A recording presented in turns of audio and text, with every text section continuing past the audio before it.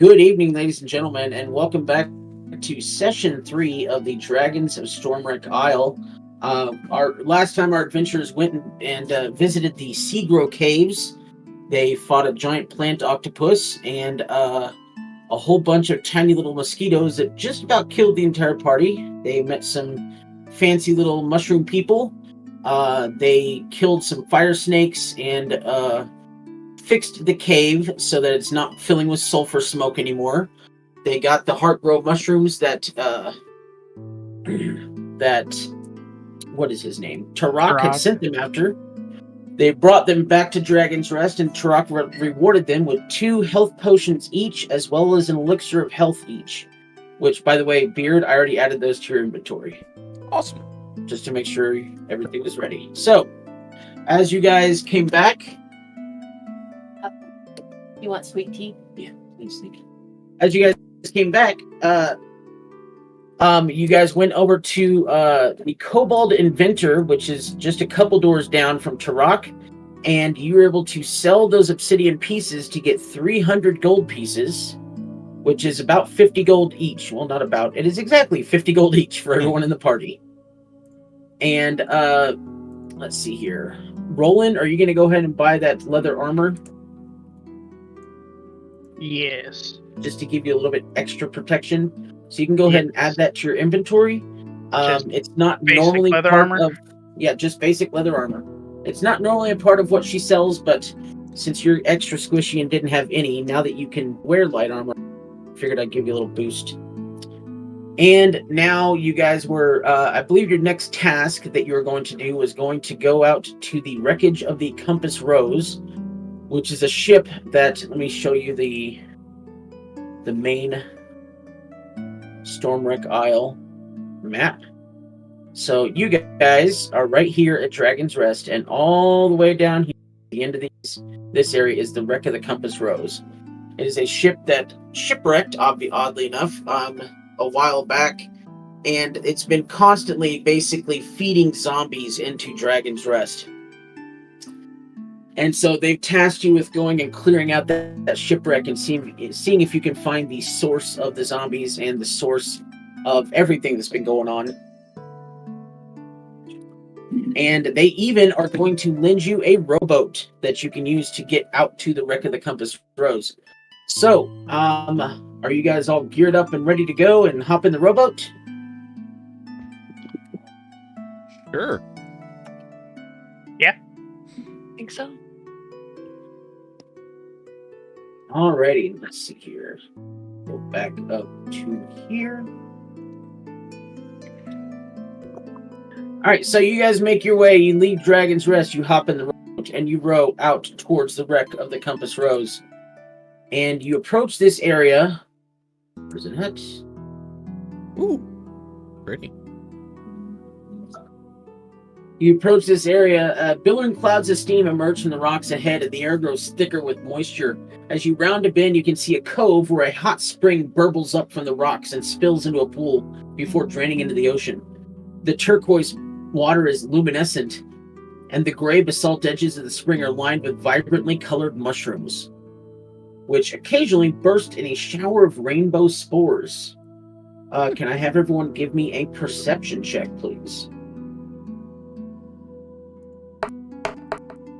Ooh. We know what we need to beat. You do not know what we need. You do not know what you need to beat. And the I was game gonna say, log's 'cause- working now. Yeah. It's not breaking Game everything. log is Started working. working at the end last session. I didn't dare click it. Alright, so- Session. Yeah. Yeah, a couple of you already got it. So, peering inside the cove, you can see some interesting-looking mushrooms lining the spring, but you also spot this shimmering outline of some sort of creature that is in the water. Is anyone going to enter the water in the middle or climb onto the rocks to try to collect some mushrooms? Gerald can go collect some mushrooms. No point. Elcor will go as backup. Alright, so as soon as you guys step onto the rocks, boosh, boosh, How did I know? boosh. You guys recognize It was a these. trap. Fume drakes from the cave that very similar to the ones you fought in the cave last week. And everyone roll for initiative. Don't be next to them when they die. We can't. By the way, I want you to know my perception check was one more than my passive perception.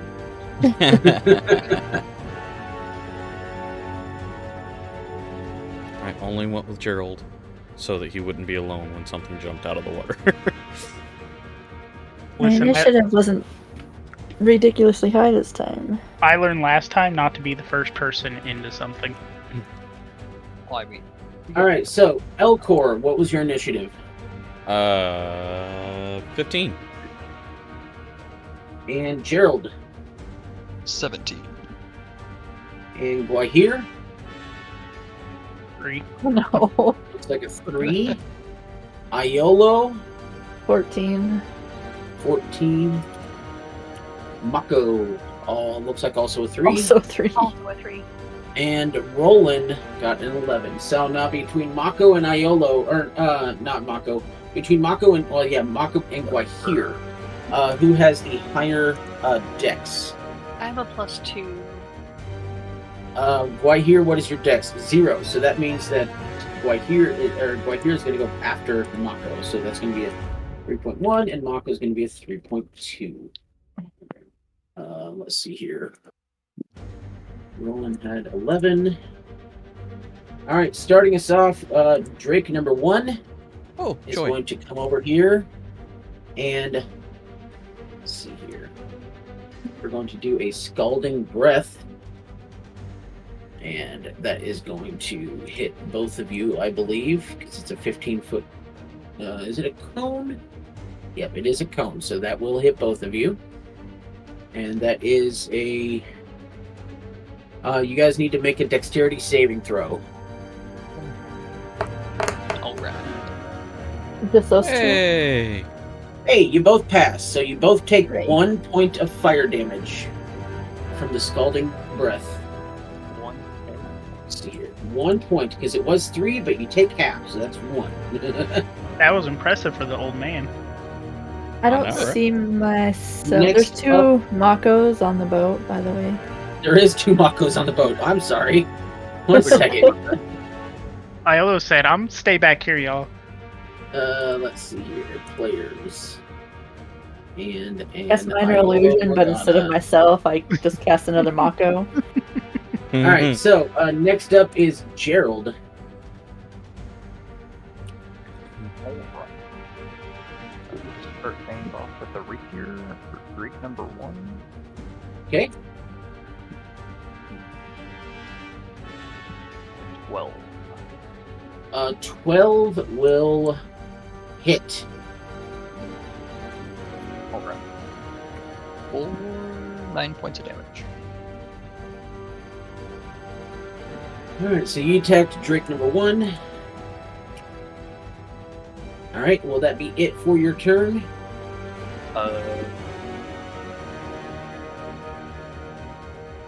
I think we'll go ahead.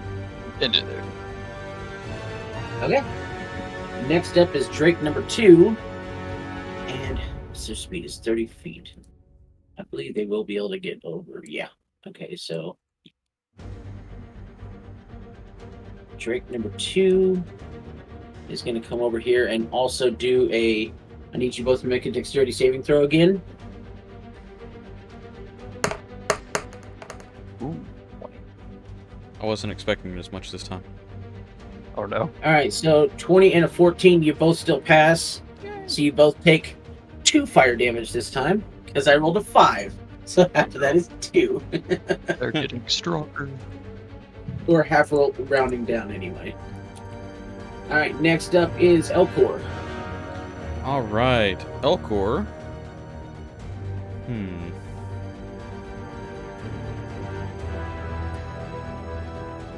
Elcor is going to.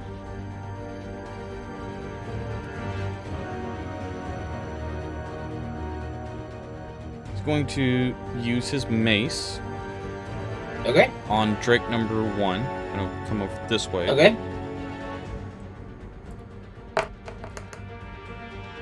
a 15 to hit. That will definitely hit. All right. And that is 9 points of damage. What kind of damage is it?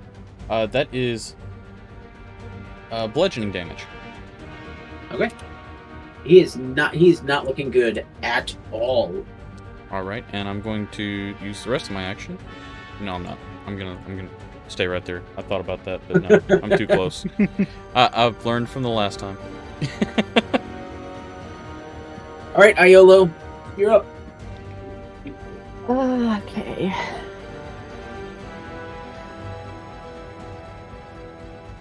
I think I might try to. Oh, come on. Trying to cast or draw an overlay, but it is not letting me. There we go. What are you casting? Let me get it set, and then I'll. Black hole. No. Meteor swarm. So actually, it's fairy fire. Ooh, very nice. I So- like that. Can I get all three of them? It's hard to tell. All right, so fairy fire is a It's a 20-foot 20-foot cube. Cube, yes. So let me. Looks like one might be just. Yeah, we'll say you can get 1 and 2, but you're not able to get 3, just Okay. because they're so far away Yeah. from each other. So we'll do that. So they have to make dexterity saving throws. Correct. Make a So DC 13 save. Drake number 1 rolls a. He rolled a 10. He gets a +2, so he rolled a 12. Failed. And Drake number 2 rolled a natural 20. Oh, So well, Drake number 1 is highlighted. So we're going to. Oh, I didn't mean to do that. We're going to delete that. Drake number 1 is highlighted. So what's your? We'll say purple. And that means that Drake number 1. You guys have advantage when attacking Drake number 1. yes. All right, and it illuminates dim light in a 10-foot radius. Yeah. So it's glowing. And that'll be my turn. All right, next up is Roland. All right, gonna do Ray of Frost on Drake 1. Absolutely.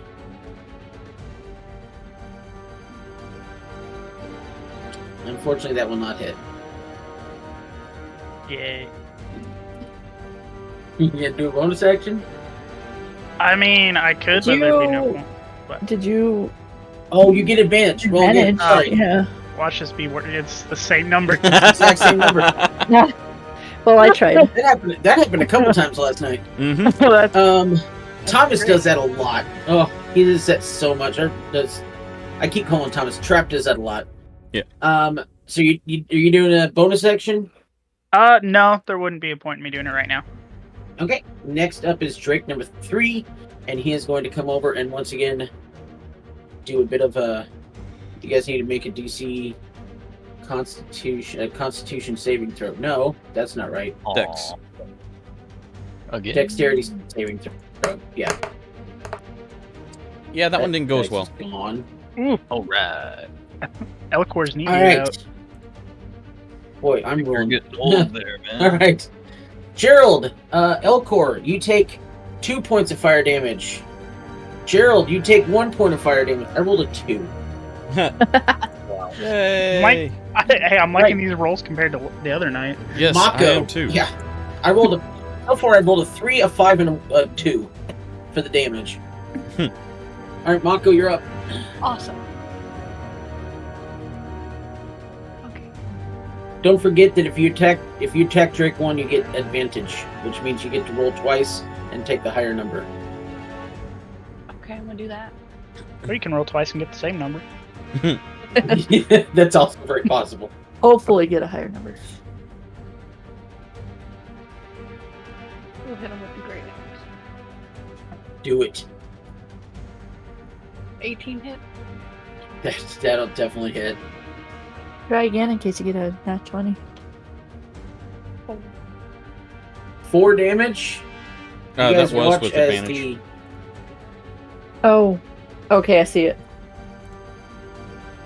You watch as Mako's greatsword just plummets right down through the middle, and it dissipates, and then it comes back together. And I need all three of you guys, Mako, Gerald, and Elcor, to make a Constitution saving throw. This thing explodes. Hey, Roach, just a little question. You keep calling it a great sword. It's a great axe. Great axe. I'm sorry, your great axe. I did amazing with Okay, my con save. You said con or dex? Mako, you're clear. Con. Okay. And the first time I actually rolled decent.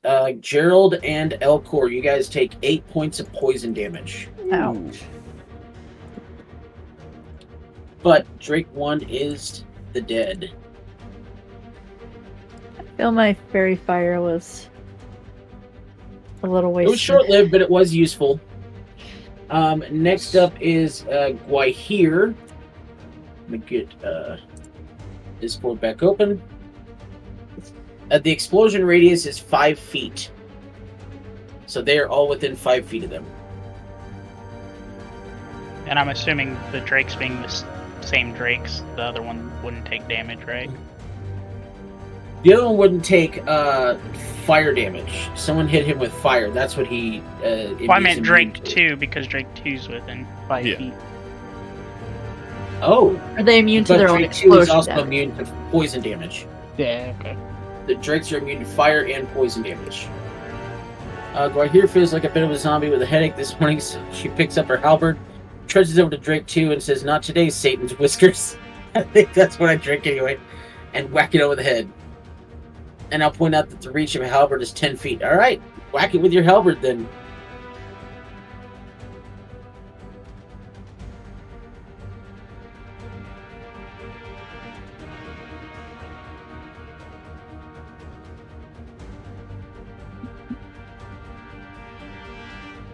Aw. I do not see it yet. Said it was an 11 in the chat. Ooh, so close. You barely missed.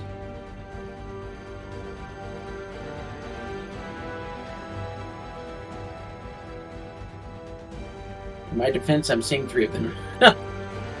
Would you, do you have a bonus action you'd like to do, or?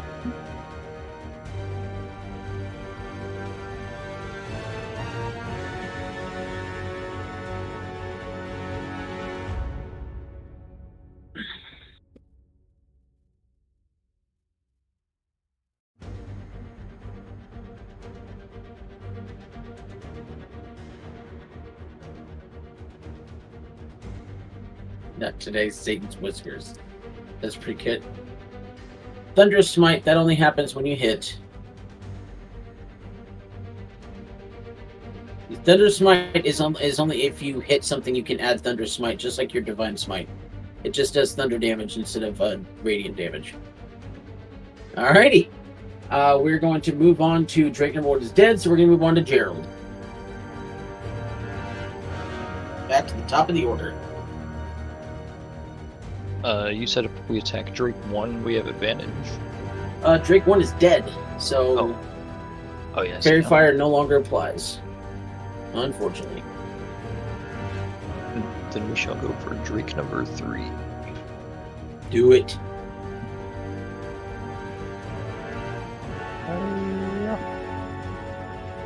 That's Unfortunately, that will not hit. Can you give me a dex saving throw? yes. 20. Alright, you're good. Next up is... Are you going to do anything else? That'll be all. Alright, Drake 2 is going to attempt to... he does not recharge his Scalding Breath, so he's going to reach out and take a bite out of Mako. And that is a natural 1, so he will not be biting anything. Elcor, He'll bite you're his up. tongue. Oh god, gummed. Okay, Elcor is going to look at Drake number 3 and is going to hit with the mace again for Okay. each attempt. Oh! Hello! That's a crit. That is a crit. Alright. roll me some critical damage, and then after you roll your damage, I need you to.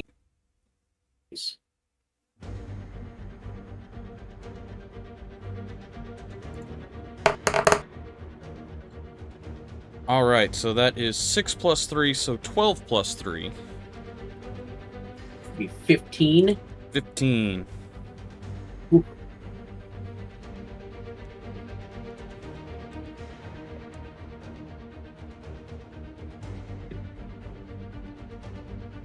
That was on Drake 3.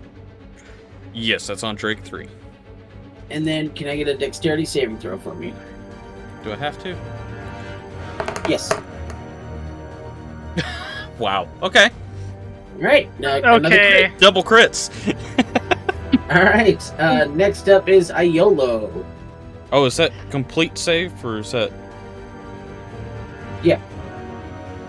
Nothing happens. So Iolo, you're up. Unless, Get it. I'm sorry, do you want to do a bonus action? Elcor. Let's see here. What do I have for bonus action? One moment, Iolo. I'm sorry. No, you're fine. I'm rolling my thing early just because it's slow. No, that's But it. only. Just curious, All right. what was the dexterity saving throw for? You'll find out. Oh, okay. You rolled just damage. You didn't roll your Oh, I attack know. first. So I was just saying, Okay.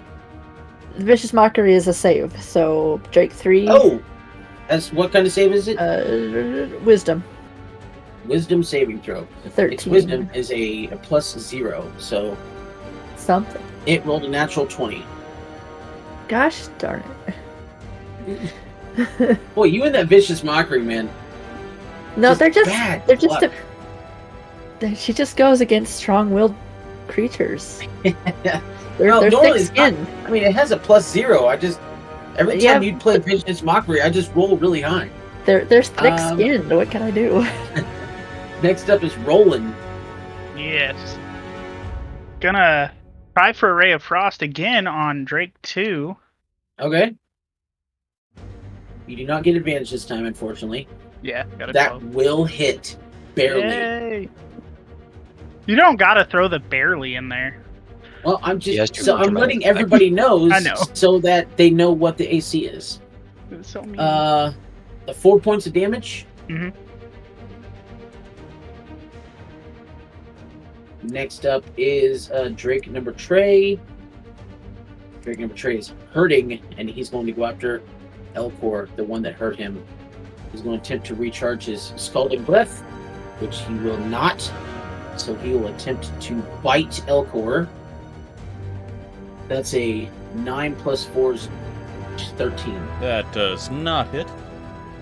I got a All question. right, Have that you is- have you passed that check on any Drake so far? For the breath? Past what check? The No. He did recharge. the first two, didn't he? No, I It's don't. a D6, and I have to hit a 6 in order to recharge. Oh, okay. Yeah, no, that's get that then. Next up is Mako. Alrighty. Mako's not very happy. I would guess not. So she's gonna bust into a rage and attack Do it. Drake number 2 with the great axe. Do I it. move closer? Or am I good? You probably need to go a little bit closer because the Great Axe is just a 5-foot range, so yeah. Okay. 17. That definitely hits. After you roll your damage, I need a dexterity saving throw, please. Okay. And then 9 plus 2. 9 points of damage on It's Drake 11. number 2. Oh, 11. Yeah, because you got your rage damage. Durr. And then you said a Alrighty. X save? Dexterity saving throw. Yep, dexterity saving throw.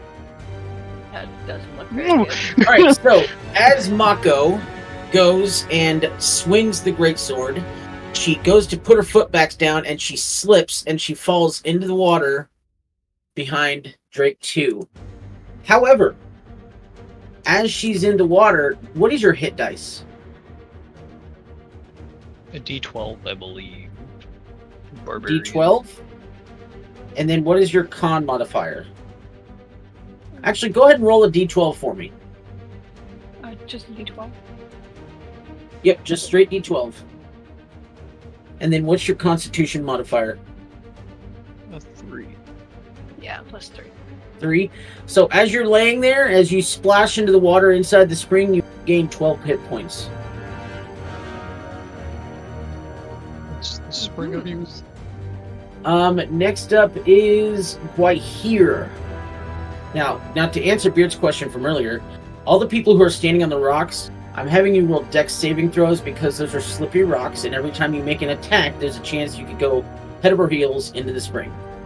And I was trying to point out that the spring can heal you. Next up is Guahir. There was a method behind my madness. I'm also a little miffed. I swing my halberd overhead again and bring it down hard on Drake 2's head. Do it!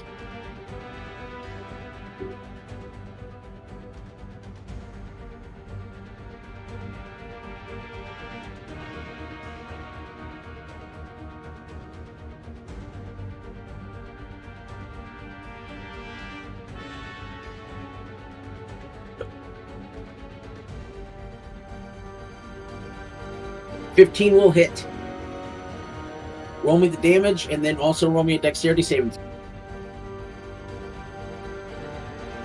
Which for you is just a straight d20. I have a question. So for the Yeah, the, what's the, up? the plus 12 hit points, do I just add that to my max? Because I haven't been hit yet. Okay, then it doesn't affect you, but actually, hold on a second. Good. Let me. I just want to make That's sure. Let's see here. Yeah, it's just regaining hit points. So if you're max, then you're max. It's just You just 9 have a nice damage and a 17. So you guys watch as the halberd goes right through Drake number 2, and Maka, you fell a little bit further this way. So that when Drake 2, his halberd goes, or her halberd goes straight through Drake 2, it dissipates, comes back together and explodes, but no one's within 5 feet, so no one gets affected. And Drake 2 is dead. Next up is, we're back to the top of the order with Gerald. Only one Drake left. Gerald would like to stab Drake number 3. Do it. Yes. For 7 damage. Yeah, the 18 hits. Yeah, so you guys, you take this one out, and Gerald and Elcor, I need a Constitution saving throw from you.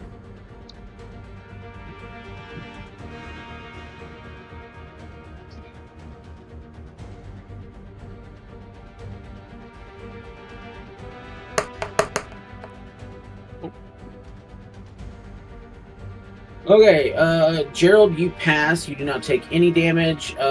Elcor, you fail. You take 7 points of poison damage. Elcor is down. Someone drag Elcor into the spring. Well, I was gonna say, does he slide into the spring? Because he is down. Sure. We'll say that Elcor slides into the spring and then pops back up as soon as he hits the spring. With how many hit points? Roll your hit dice and add your con modifier. Could Gerald bend down and take a sip from it? Sure, you can hop in if you want to. You can. All you have to do is touch it. Oh, he's just gonna touch his hand in it then. Okay. Dip a toe. And when you touch your hand in it, then you roll your hit dice and add your con modifier. The next question is: would anyone like to attempt to collect some of these mushrooms? Okay, so that's 9. Mako would like to collect the mushrooms. Gerald as well. And I need, while Mako is collecting the mushrooms, Right. I need someone to give me a nature check.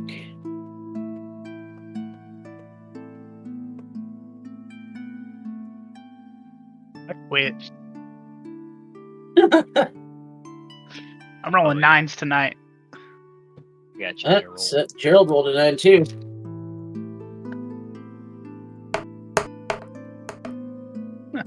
Yep, those are mushrooms. But it's a D10.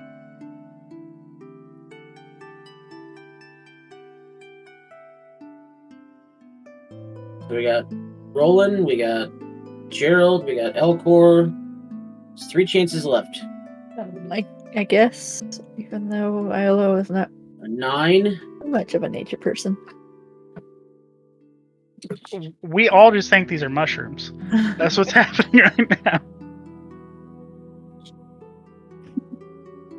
Definitely mushrooms. I think my Elcor. 10 might be the highest roll. Nice. Okay, so Iolo knows that these are wind spores mushrooms. She knows that they are worth about 30 gold pieces each. However, you know that they are a rare fungus with a unique magical property. If you squeeze the mushroom's cap, it releases a small cloud of spores, and for 1 hour, you will not need to breathe, as these spores provide you with oxygen. Guys, we can go diving. So, you guys head back into the rowboat. You help Elcor and Mako out of the spring. As you guys get a nice little refreshing jaunt into the healing spring. And you guys head into the rowboat, and you make your way to the wreck of the Compass Rose. Well, I went really tiny. The last minute, I was like, what? Yep, it is. So, Yeah. waves lap against a derelict ship lodged against a ridge of rocks and enormous dragon bones. A faint odor of rot wafts on the sea air, along with the sound of screeching seagulls and the roar of the surf. A tangled mess of tattered sails and rigging hangs off the starboard side of the main deck, offering one possible way to climb aboard. At the stern, you can make out a gaping hole in the hull, right beneath the waterline. Which, where's it at? Where's the pointer thingy? There it is. So there's the hole. You guys are on the main deck of the ship. Actually, you guys are. This is the main deck of the ship, and then this is the upper deck as well. So the moldering wood of the deck is slick with algae and seawater. Amid the tangle of rigging, splintering railings, and stray seaweed, you spot boots, bones, and bits of gore that seem considerably more recent than the wreck of the ship. Stairs lead to upper decks at fore and aft, and doors lead into cabins underneath those decks. So underneath right here, there's a door. Underneath here, underneath here, and underneath here, because there's cabins underneath these decks. The main mast remains intact and mostly upright, topped with a crow's nest overflowing with debris. A staircase near the mast and a large hatch on the port side lead down into the hold. So you guys see a staircase right here that leads down into the hold. And then would anyone like to try and climb the crow's nest? Gerald would like to climb the crow's nest. You find a rope ladder that runs up the mast to the crow's nest. It seems secure despite the condition of the wreck. As you climb the ladder, the mast sway back and forth, and by the time you're near the top, you find you're leaning out over water on the port side of the ship. Atop the crow's nest, you find a basket-shaped area stuffed with wood shavings, dry grass, and shredded canvas from ship's sails. Bits of bone, tufts of hair, and shiny baubles are also visible. When you search the nest, you find a small gold bracelet worth 25 gold pieces, a single gold hoop earring worth 25 gold pieces, 2 small tiger-eyed gems worth about 10 gold pieces each, and 1 bloodstone gem worth 50 gold pieces. And then I will put all of that into the our voice chat that we got. Thank you. So on the forecastle, which I believe is this part, a tattered foremast leans out across a broken railing with a tangle of rigging and tattered canvas trailing down to the rocks and the dragon bones below. A rusted and rotting ballista stands near the broken mast. After you take a closer look at the ballista, you can see that it's completely out of commission and would take some serious repairs to ever function again. On the back end of the ship on the quarterdeck, the splintered remains of a mast jut up from the rear deck like a broken spear. The ship's wheel is a skew, dislodged from its mechanism. As you get closer, you can see the name Compass Rose engraved and inlaid with mother of pearl. It looks like the wheel itself is churned because the name is upside down. Is anyone gonna touch the wheel? Sure, I will. I'll spin it up the right way. As soon as you touch the wheel, it snaps free of its axle and begins to fall. I need you to roll me a dex save. Oh no. Never do what Roach asks you to do. The poor old man. You are Maybe. able to leap out of the way as the wheel hits the deck with a loud thud. A moment later, the thud is answered by a loud crash against one of the doors below, and that thud seems to repeat every 10 to 15 seconds as the wheel crashes through every layer of the ship. Dang it! I So we're wanted going the mother to- of pearl inlays. We're going to move just a little bit. Let's see here. So that we can go to the main deck. So first of all, let me release the fog of war from that. And then I'll have everybody move to where you were, just on the main deck of the ship. Ooh, that's a really nice deck Actually, there. I'm going to do this. I gave you guys a sneak peek of the rooms, and I shouldn't have. All I right, don't so remember any. Well, I am now disappeared. oh yeah, sorry. Nice There knowing you go. you. Are we moving And then- ourselves over?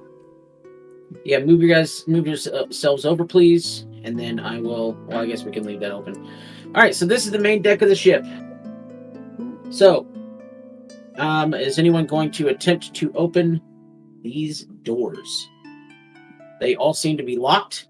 They don't seem to have any locks on them. They're pretty. This ship is pretty old, so a good shove of the shoulder would probably allow you to get in. Mako would like to enter this door. Which door? Okay, The so give me barbarian a is strength the check, lock please. picker. Yes, I think. Maybe just a tad. Wait, the barbarian is the lock picker? Wait, hold on.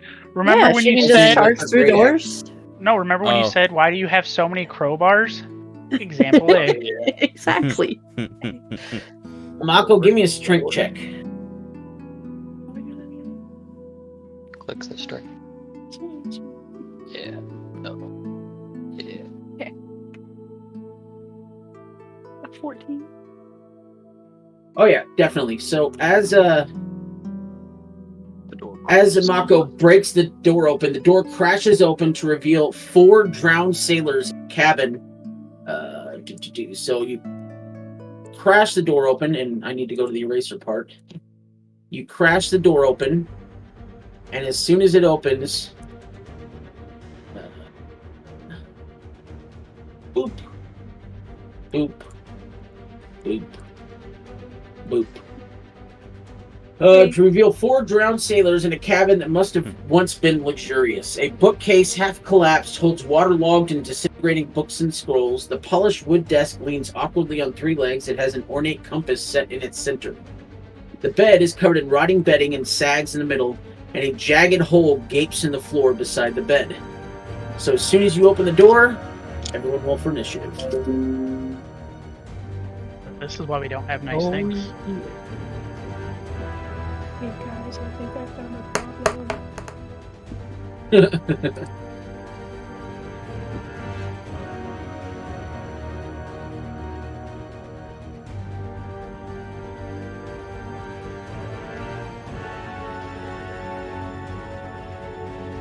Oh, Viola's back to her high rolls.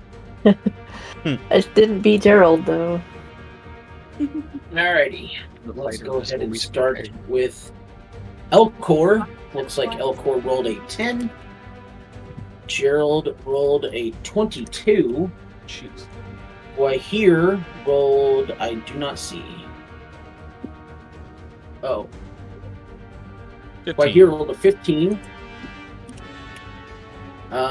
Iolo looks like rolled a 17. 17. Mako rolled a 5. Big And Roland rolled an 11. It's an improvement from Roland, last what is your dex modifier? Well, never mind. I know what your dex modifier is. Let's see here. So we are going to start off with Gerald with the 22. Are they visible from where I am? Or would I have to get an angle to be able to see him with a bow. Let's see here. Where are you at? You are. This is all flat, so this is a hatch in the deck, and this is a staircase. The only thing that's possibly between you is the mast, but I think you have and you with a bow, you have a pretty good shot. I think you could probably hit 2. You probably couldn't hit 4. Yeah, the only one you could really hit is 2. Just 2. So there's Yep. not a wall there. I think this white Door's part's the open. door. This white part is the door, and that's the thing that Mako destroyed. Okay. So that is gone now. The white part is nothingness. That's an open door. Okay. Oh yeah, that's a great shot too. That is an open door. We're gonna go attempt to hit it with a bow. 16. Def 16 will definitely hit. For 6 damage. Alrighty, let's see here.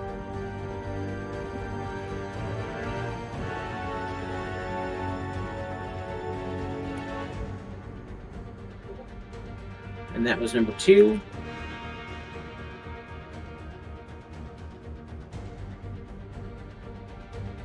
Okay, next up is you're gonna. Oh, first of all, sorry, are you gonna do anything else?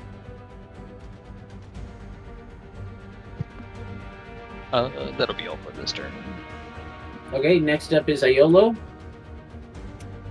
Wow. Actually, I'm supposed to do that.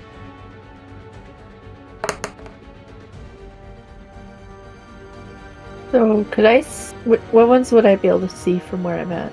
Could I see 4? You could see, yeah, you'd be able to get a shot on 4, but that's or maybe one. Hold on a second. I'll just go for 4. Yeah, you can be able to get a Try shot on Vicious 4 because Mockery. they won't do it. Oh, So, what's that? That's a dex. No, that's a wisdom saving throw, It right? Wisdom, yes. His wisdom is a -2, Good. and he rolled a 9, so that's a 7. Yay. Are you finally gonna get vicious mockery? I am. He gets hit by 1 and ignored the next one because I double clicked. And his next attack will be with disadvantage. So that's 4 points of damage. 1. That was Oh, I rolled a 1. 1 first, and then I double clicked, so I don't know why Okay. the 1 didn't go through, but All right, damage so is 1 not. point of damage to Zombie 4, Yep. and he has disadvantage on his next attack. Uh-huh. Perfect. All right, next up is here.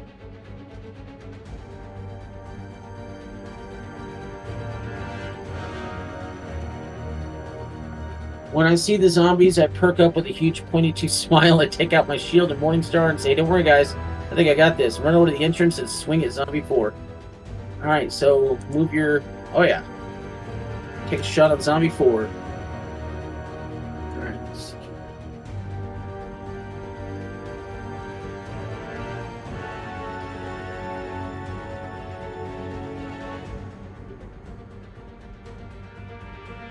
$19 will definitely hit.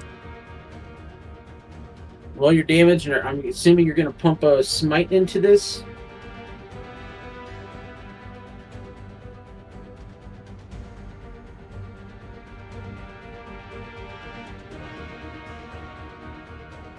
Four, and yes, I would. All right, so we're starting with 4 points of damage. Don't forget to roll 3 d8s because you're fighting against undead.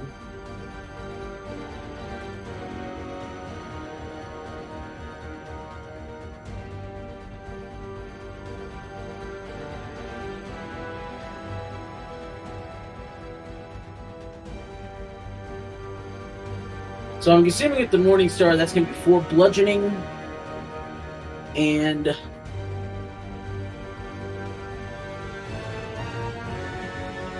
7. Okay, so that's on the 2d8s. You get 3 d8s because your normal smite is 2d8, but you get an extra d8 because you're fighting against dead.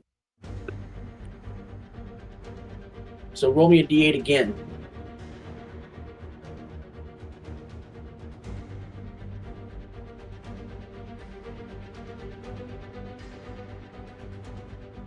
Or was the 4 part of the 3 d8s?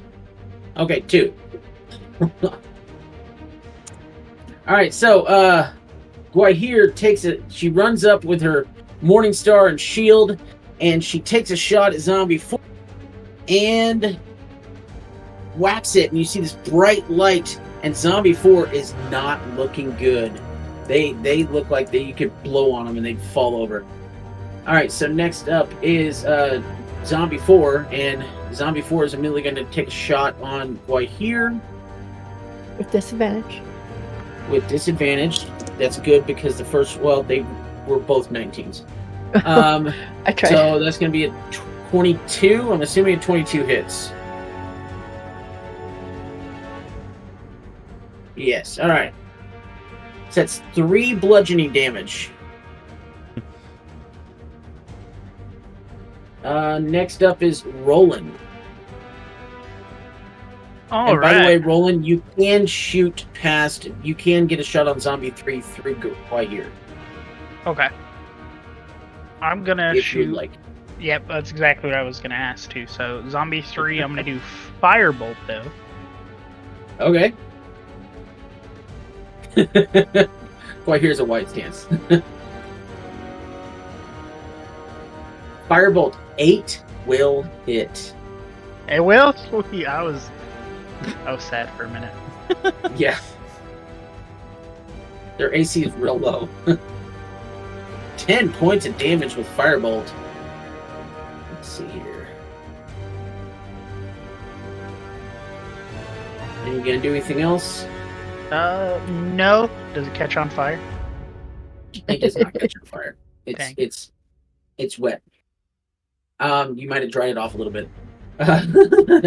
Next up is Zombie 2, and Zombie 2 is going to shamble up here, and he's going to take a shot on Guahir.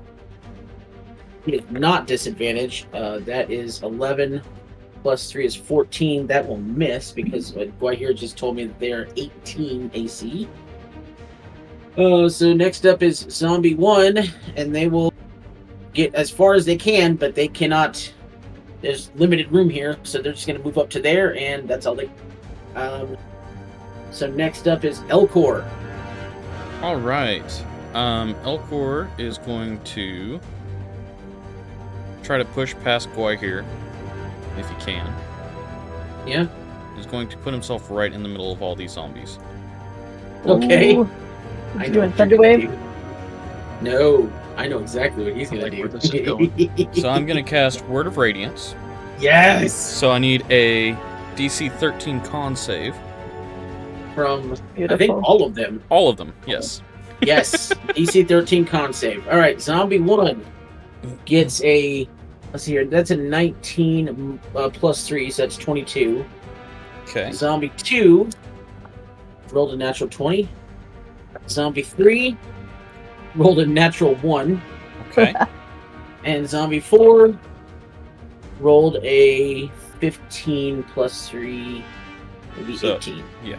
So only one of them take it, and it's 6 points of radiant damage. 6 points, but that's... hold on a second. I forgot something. Radiant gets doubled because it's zombies. Zombie 4 is dead. Okay. Zombie My 4 here's is, killed Zombie 4. in that case, I So would have put I would that's have positioned 6. myself right here. That's 6. Okay, that's either way. So Yeah. that 6 means 12, and that was on Zombie 3. Yeah, that was on Zombie 3. Mm-hmm. So that 6 makes 12. Zombie 3 also melts. Woohoo! Nice having a paladin and a cleric when we're fighting zombies. All right. I completely forgot about double damage for Radiant. Alright, so next up is, that was Elcor. Next up is Mako.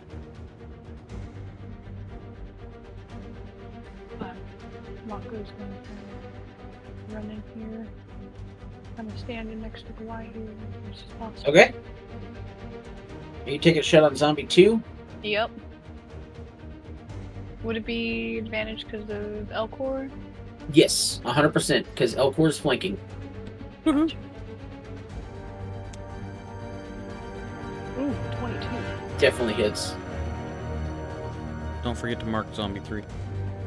14 plus 2, so Mhm. 16 damage. 16 damage to Zombie 2. Yep. Alright, Zombie 2 goes down and see here. That did how much? That did 14 points of damage, or 16 points of damage. Yeah, it would be 16. And they do not get back up. We're doing much better with them not getting back up this time. Yes. So, well, because she did 16 points of damage, and the roll to see if it gets up is I do a con save of 5 plus the damage taken. Ooh. So he had to beat a 21, and he rolled a 17. So, however much damage you do on the final hit matters. I don't know if I should have told you that or not. I don't care. So that was zombie 2.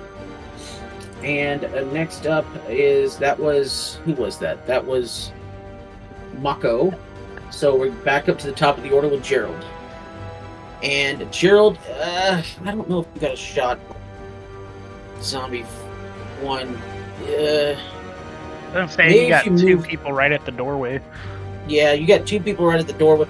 There's kind of a bit of a mess in there. If there's anything else that you can do, because there's 2 people right in the doorway, 2 would I zombie be able to corpses. to the doorway and use my my lunge attack to increase my attack feet by 5 feet and stab it with a rapier between them. Sure, we'll say that because you can move through teammates' spaces. So we'll say that you can squish in between Guahir and Mako and stab it with your rapier. What's your movement speed actually? 30. Yeah. 30 feet to the door almost. Yeah. We'll. I'll go ahead and give it to you that you can squish in between Guahir and Mako. And that's what I was gonna, wondering if yeah, I that'll had put to you use 10 my feet away. Yep. for 5 feet. There you go. Right there. A little bit. It'd have to be a little bit closer. Be right Closer. about there. Yeah. Alright. You can kind of snuggle in between them. Oh, 12 will hit. 12. 7 points of damage. Alright, next up. Are you gonna do anything else? That'll be all. Ayolo, what you gonna do? Let's see.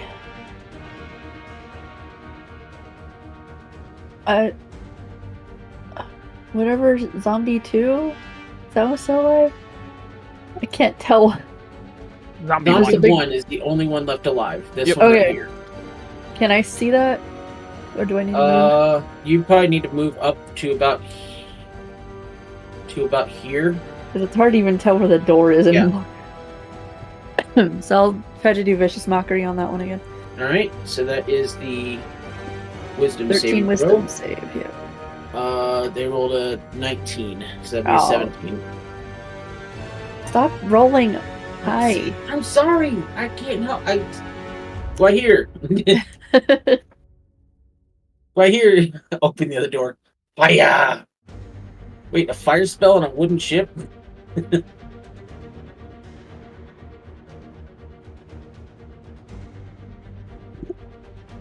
Yeah, Brad's just gonna burn the ship down. It's fine. It solves all the problems. I was gonna say it might solve our problems. It's like when you It see a could spider also in your possibly house. Make more. Crush the other one's skull with your Morning Star. Alright, so you'll have to get a little bit closer. Honestly, I keep spiders in my house because they eat the other bugs that I don't like in my house. And roll me some We're gonna damage. ignore you said that. Are you in Australia? No, Then it's fine. exactly. I got wolf spiders and cellar Well, we'll spiders. They definitely don't hit. harm you. Are you gonna roll your damage, and are you gonna add Divine Smite in it? Just remember, on your Divine Smites, you need to burn a spell slot. So remember to go over to the spell screen and tick off one of your spell slots every time you use, or any kind of smite, really.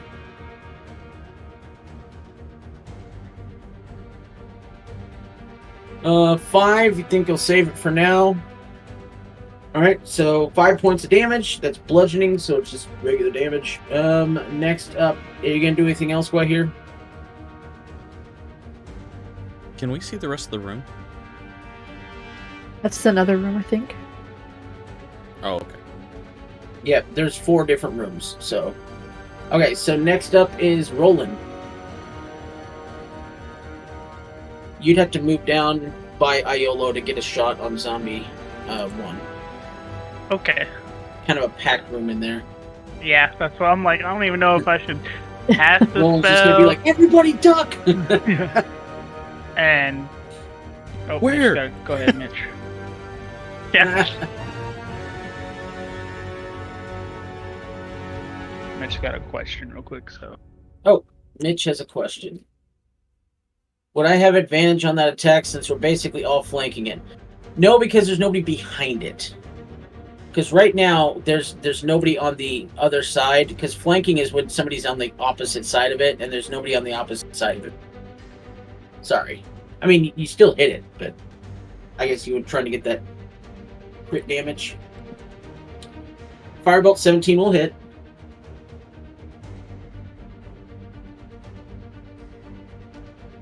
Six damage.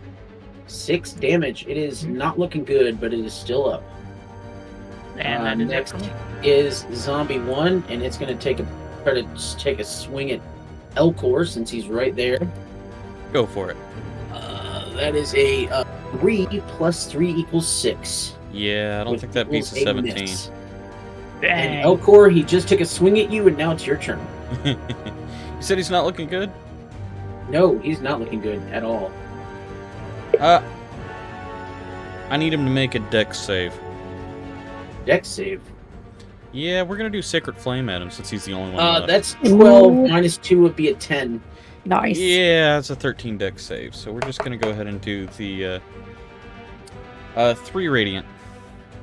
It is radiant, so that means it's 6 damage instead of 3, and he had 4 hit points left. And the best thing is, if it was radiant damage, he doesn't get to make the undead fortitude, so he is dead. Woohoo! So that is it for the zombies, and then I'm going to just move them from the room so that you guys can see. We're not going to remove right here. All right, so that is the captain's quarters. I would like and to all loot the the zombies room. are dead.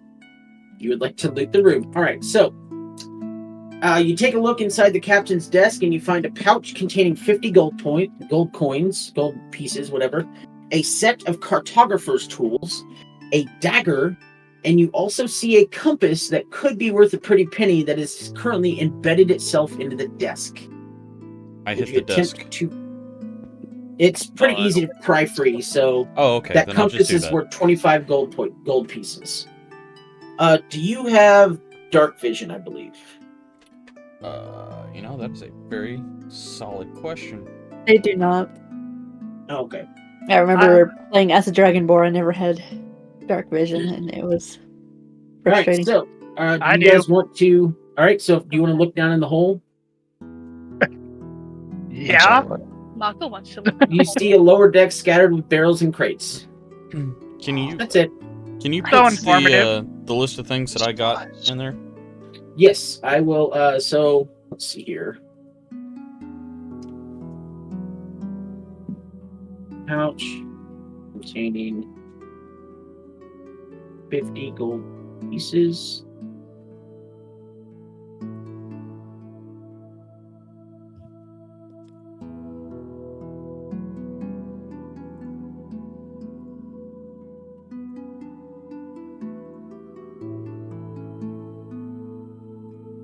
There you go. Pouch containing 50 gold pieces, set of cartographer's tools, a dagger, and a compass worth about 25 gold pieces. Is So, it a magic dagger? No. Would you guys like to continue? Looks like Gerald wants to pop open the next door. Because he's standing right beside it. Is that what you want, He's Gerald? Eager for the fighting. Alright, give me a strength check, Gerald. Oh no. Gerald's not proficient in the strength. That's not enough. Mako's gonna aid Gerald. Alright, Mako. Give me a strength check. 18. That door is nothing but splinters. And looks like this is the galley. It A go long, lockpicker. dead, headless skeleton sits propped up against a counter to the right, but the galley is otherwise empty. I will Unless, name it Jeff.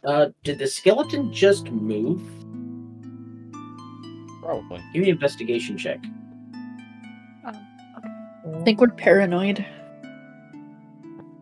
A natural 20? Or is that a As you take a closer look at the skeleton, its arm suddenly moves in your direction, and then it falls off, and you see a crab scurry away.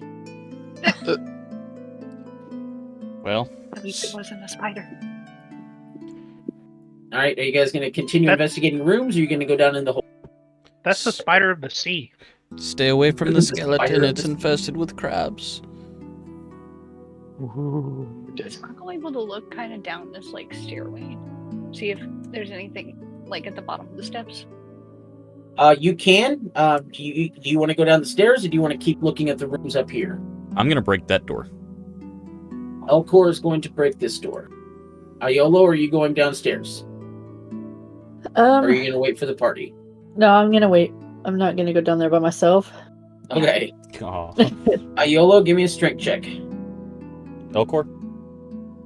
Yeah, that's what I meant. I'm like, I'm not breaking down doors. She's not very strong. Listen to what I mean, not what I say.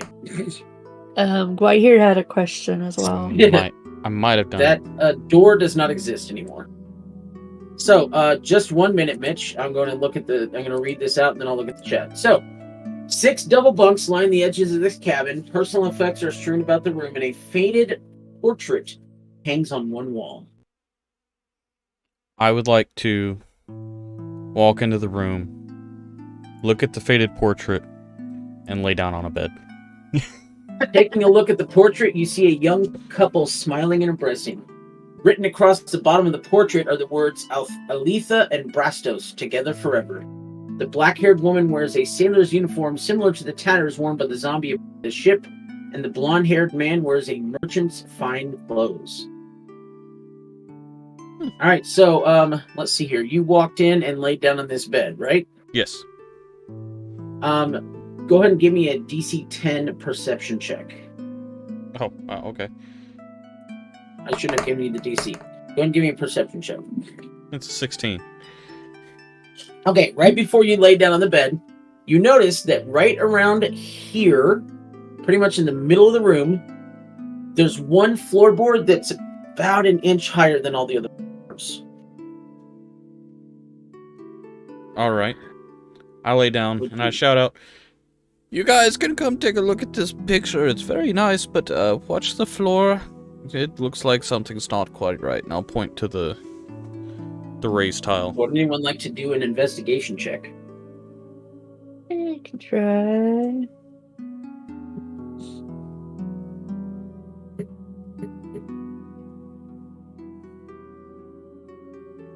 I'm not very investigating. Neither is Gwai here. I got a 6, so I'm not much better.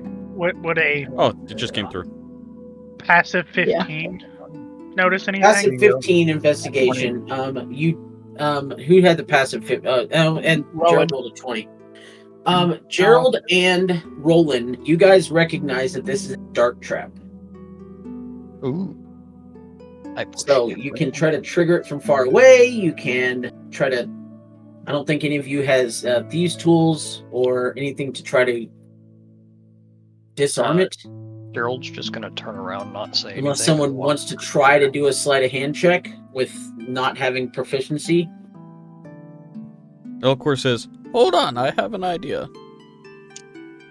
Gets out of bed, walks over here, grabs Knowing one Elcor's last idea, I'm gonna walk away. grabs one of the zombies, Okay. drags them back in here, stands at the door, and throws the zombie on top of the plate. All right. Give me a strength check. Okay, I mean, that's that's a throwing 20.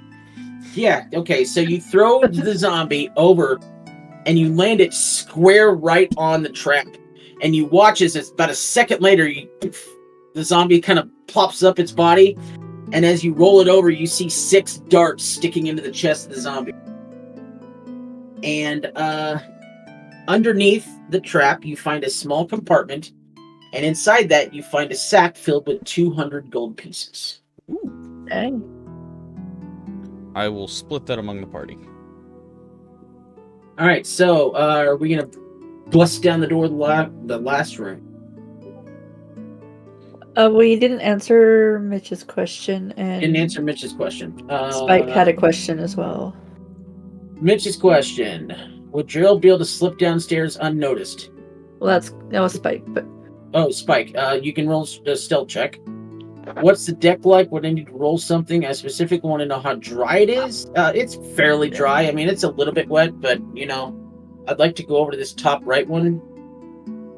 Hey, where's Gerald going? So well. Yeah. So, Gerald, I have a are you passive rolling a perception of strength check? 14. Okay, so your strength check is a 7. All right, are you going downstairs? that was Gerald's Since I've stealth noticed, check was a yeah. 7. Right, Yeah. but Gerald rolled the stealth check because he wanted to go downstairs. So now Yes, I that know. your stealth check, do you want to go downstairs? yeah, he'll go. I'm gonna Alright. stop him. Where are you going? You Just headed Sure down. you want to go alone? Don't we have one more room to search? All Oh, right, we can. All I saw down there was some barrels and junk. I'm sure there's nothing important down there.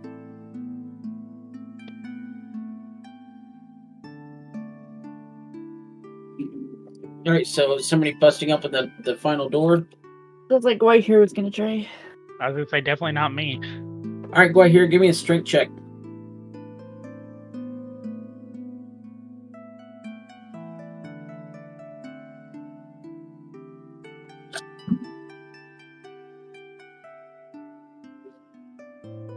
Boy. 14. That's enough. You don't destroy the door like everybody else does, but you are able to push it open. He has And more it looks grace. like you guys found the mess hall. A long table lines up the most of this cabin, which must have served as a mess hall. Decaying chairs are scattered about, and broken glass and crockery litter the floor. Oh Is anyone goodness, going what to a investigate mess! this room?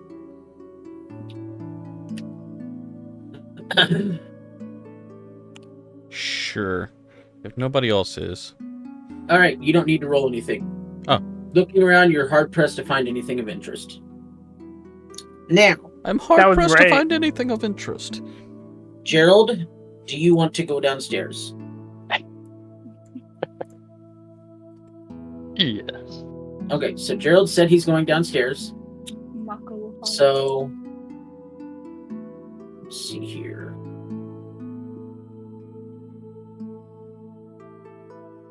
Give me just a second.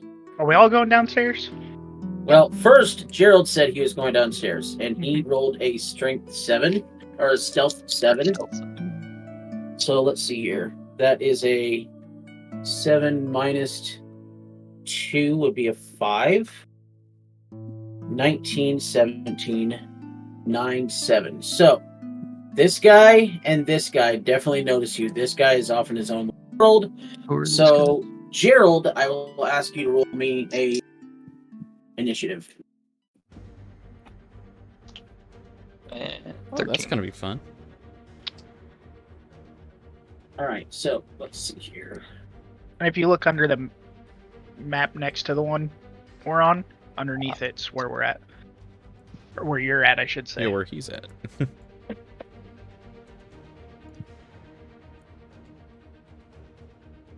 All right, so Gerald rolled a what? A 13?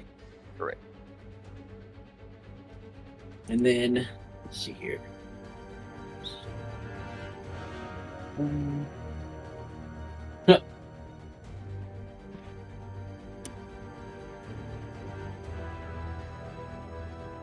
What is your dex? A +3. Okay, so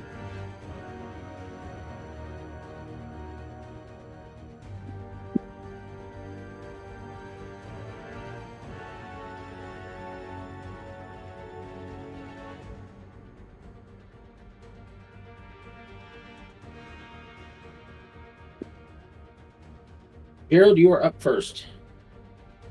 Oh.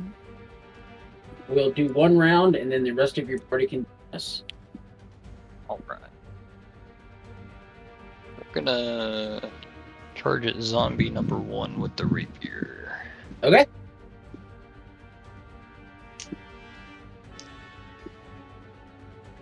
For 19.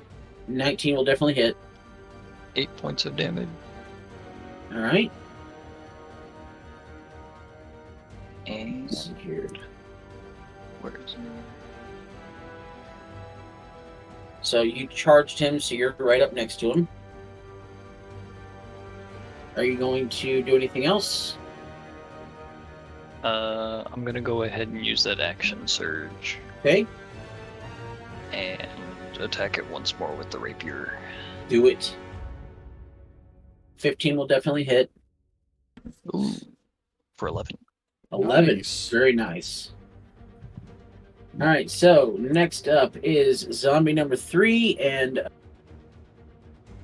they have a speed of. Oh, yeah, he can definitely make it. So zombie number 3 will come over, and he will attempt to swing at you. 11 plus 3 is 14. Will that hit? That will miss.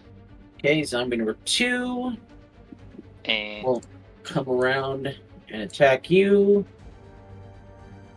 with a 12, 13, 14, 15. Will that hit? that will also miss. And number 1 with a 12, so that will miss. So that is the end of combat for this round. Would- I will go ahead and give a round for everyone else to come downstairs. Are you gonna scream up and be like, "Hey, zombies!" Would he actually be able to use his repose reaction for one of the missed melee attacks from the zombie? What is it? I don't know what that is. So let me. Let me post it in the Discord real quick. It's the thing that Yes, he used please. against the octopus. So Or let's if go it to misses me with a reaction. melee attack, I can use a reaction to That's use my rolling. dice to make an attack Uh, against it. Gerald. Let me look at it real quick. Sorry. He's got it in Reaction. chat. When a creature misses you, you can use your reaction to expend one. Absolutely, 100%. Whoa. So, which one do you want to do it on?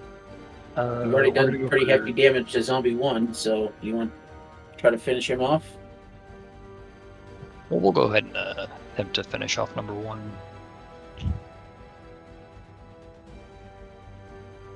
And that'll be if I hit added superiority dice of a d6. 9 will definitely hit.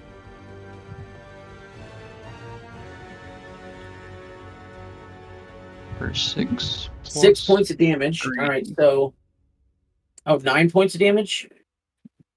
Added So the he definitely superiority. goes down. So, and he does not come back up. Ooh. So zombie 1 is dead. And now he'll yell up to the rest of the crew. Alrighty. Guys, I found some more friends. So, everyone else, let's say that you guys had gone over the stairs. So you guys are surrounding the stairs, making sure you're. So everyone else roll initiative for me. Oh, come on. Elcor gets 2. Mako did a lot better. I think she's waking up. Let's see here. Boy, here gets a 17. Iolo gets a 16. Mako gets a 16. And Roland gets a 12. Iolo and Mako, what is your dex modifiers? Mako has a +2. +4. Okay, so Iolo will go first. Mako will go second. Oh Nice. yeah. Cool. So White here will actually start us off the round.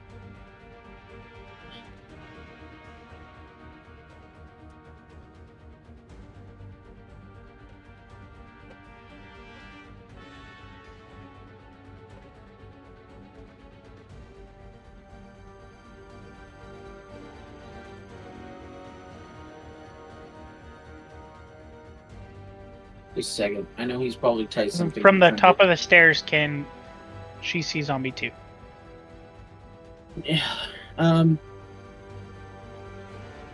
Yeah, we'll say that. Let's see.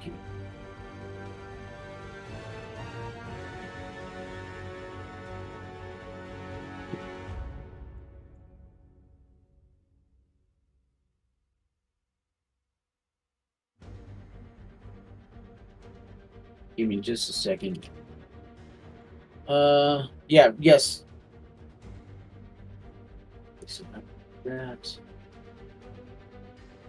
So, yeah, she jumps down the stairs and swings her Morning Star at Perfect. zombie 2.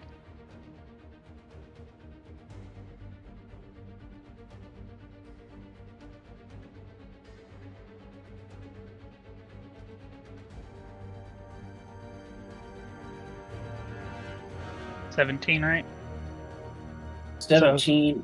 That was his initiative. Oh, well, hurry up. She yelled, "Yippee-ki-yay!" I yelled yippee-ki-yay. Nice. Alright, so Joel doesn't. Let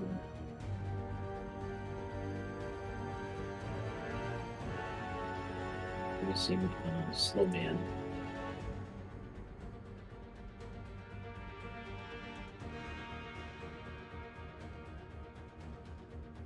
Gonna roll the attack. Yes. Go ahead. Yeah.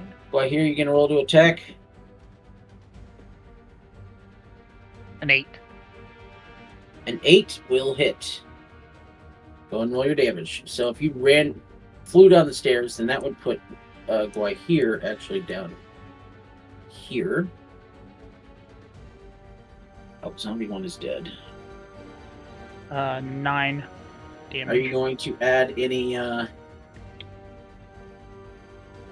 you gonna zap this guy?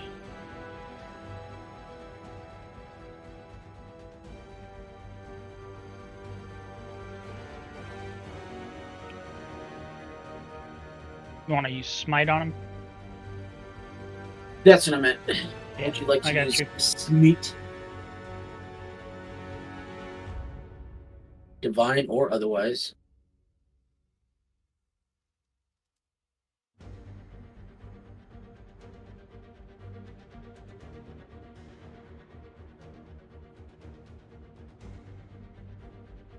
Yes. All right, so roll me 3d8. Aside from your 9 damage.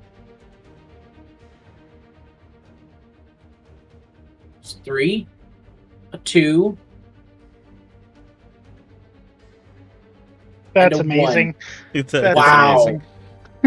Blast off. Well, pretty much. oddly, Because... dang. That's doubled though too, right? Mhm. That is, and it still wasn't enough. Dang. That was on zombie 2, and he is not looking good at all. Dang. He's gonna be sitting on the floor. Iolo. Yeah, you did do it this time, 100%. And don't forget to burn off a spell slot. Iolo, you're up. Okay, where am I? Oh, I guess my character is still over there. So at the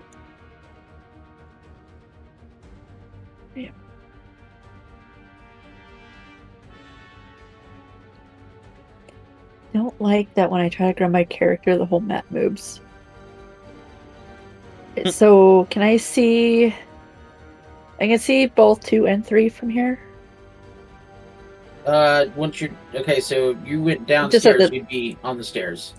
Oh, you're Oh. at the top of the stairs? 100%. Yeah, you can see Yeah, both. I didn't want to get in the mess right Yeah, there. I understand. So I guess zombie 2 or which one? You said looks really bad. Is 2. it 2 or 3? 2 is Okay, so yeah. 3, then I'll cast Vicious Mockery on. Okay. That's the wisdom saving throw. Yes. Ooh, that might be good. Good for who? Good for you. Yes, at 10. Yay, takes 4 damage. And let's see here.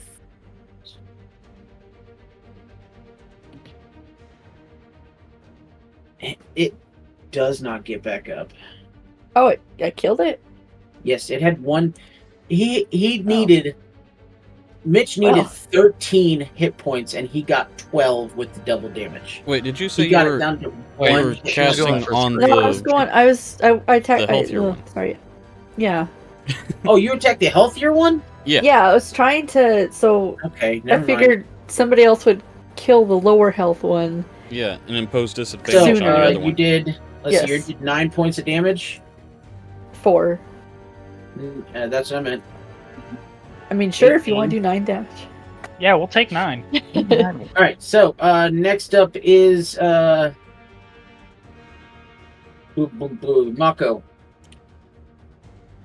Ooh, I'm sorry, I misunderstood.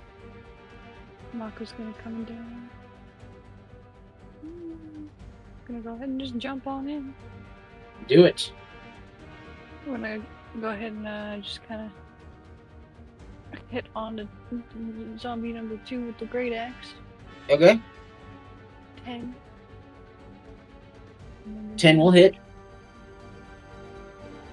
13. 13. So Because it's 11 plus 2 because of the it rage. is dead.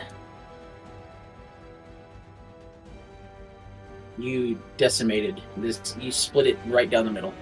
I smashed it. All right, Just- so I'm going to start deleting these things to make room for everybody else. So Other things. I did not say that. You almost did. I did almost say that.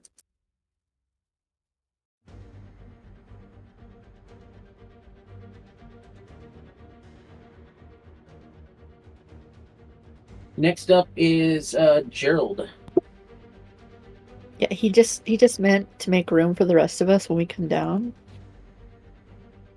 No, he didn't. Yeah, no, he didn't. Exactly what I meant. Ooh. So we're gonna take a little stab at number 3 there. Okay. Definitely hits. For a nice little chunk of damage. 4 points of damage. All right, next up is Roland. Oh, nice. Can I see 3 from the top of the stairs? Or do I need to come down some? If you're right next to YOLO, yeah, Iolo, you can see through. So let's say you're Iolo is short. right next to Iolo, so you can see 3 from the top of the stairs. All right. We all know where this is going. Firebolt. Definitely hits.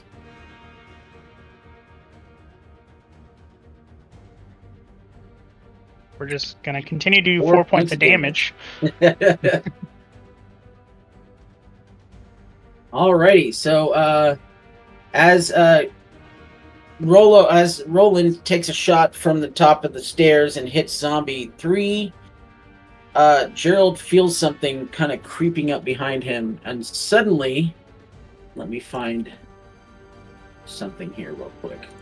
Suddenly, you guys an Elcor looks idea. over his shoulder and says, "Hi." I'm gonna give you guys an idea of what this thing looks like. Fell through the floor. Hold on just a second.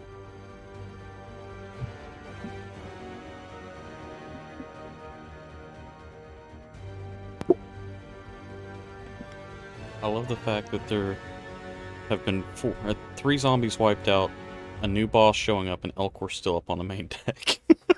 And Gerald turns around, and this guy appears right behind him. And he is going to take a shot on Gerald. Is he gonna beat him with the arm? I hope so. That is a 4 plus 3 is 7. Hold on a second. That's actually a 6, but either way.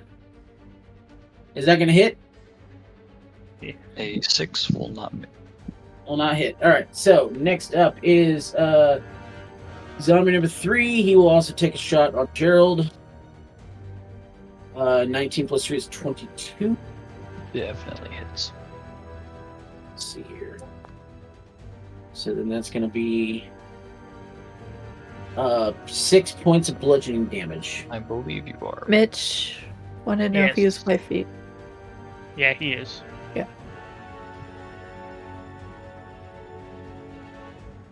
Are 6 you about points. to give the ghoul some disadvantage? No, but I he's think- about to. I think he's about to lessen some think of your wants- damage. yeah. Oh yeah, reduce. Okay, so interception is going to. I believe that halves the damage. He rolls a dice. Oh yeah, you roll a dice because he could possibly remove it all. So give me. I think it's a D10 plus 1, if I remember correctly. Plus D10 plus 2 2. Okay. his proficiency. So roll me a D10 plus 2. Oh yeah. So he takes all of that damage is mitigated by the interception. Well done. So you take 0 Very damage, nice. and next up is Elcor. Oh, Elcor's actually here? Yeah. You were Dude, napping, bud. I just tried to move Elcor down, and he's in the void. There we go. Thank you. He's Alright. in limbo. Elcor is going to come down, see this ghoul, and say, "We can't be having that." Can we keep him as a pet? This is a 16 hit. The ghoul, 16 hits. All right. So that is a guiding bolt with 10 radiant damage. Okay, so that is he's very unhappy and very, very not looking well. All right. Awesome. So next up, we're back to the top. Unless you have something else. No, that'll do it for that. All right. Why here? Why now? It's your turn.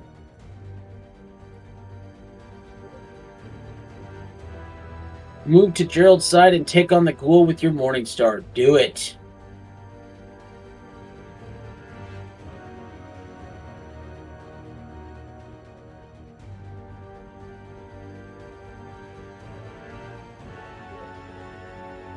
That will miss, unfortunately.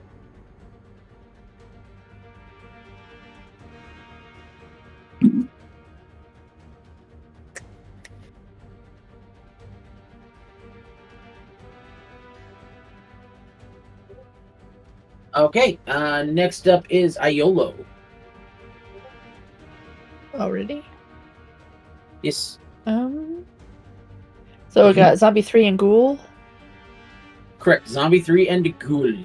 So Ghoul, Vicious ghoul, Mockery on the Ghoul. Alright, do it. That's a wisdom saving throw on the Ghoul. It gets a plus 0, and it rolled a 13. Oh, yeah, that's exactly what I needed. I will actually give. What shall we? Are you rolling inspiration? Bardic. Yeah, Bardic Inspiration. Next up is Mako. Yeah, I'll give it to Mako. All right. I was gonna. So I believe you Run get a, what is it, a D6 or a D8? It should be a D6. Let me double check. Yeah. And what can Yeah, Mako use it on? 1d6. Any d20 roll basically. So ability check, attack roll, saving throw. Sweet. So Mako, it is your turn now. Okay. And you get it whenever you attack. You can use an extra D6 to try to get that. So, are you attacking Zombie 3 or the? I'm gonna go ahead and attack the ghoul All right. round. Um, I don't know if I have room for that. Oh, you can't. Yeah, we'll let you go through Gerald to get over there. okay. Because technically, you'd be, if you're down here, you'd be leaving the range of the Zombie 3, so it could get a opportunity attack on you. So you could go here, still be within melee range, and still get the flanking with Guahir. Okay. So I'll go there, and then I'll get the great axe. Yep. And then add a d6 to that. And just roll a flat d6, yeah? Yeah, flat. Go ahead and roll your attack again, though, because you get advantage. Okay. So try to... Oh yeah, I forgot I was doing flanking. My bad. So... Beard, Yeah. will a d6 allow you to crit? No. It has to be a natural. Never mind. So 21 will definitely hit.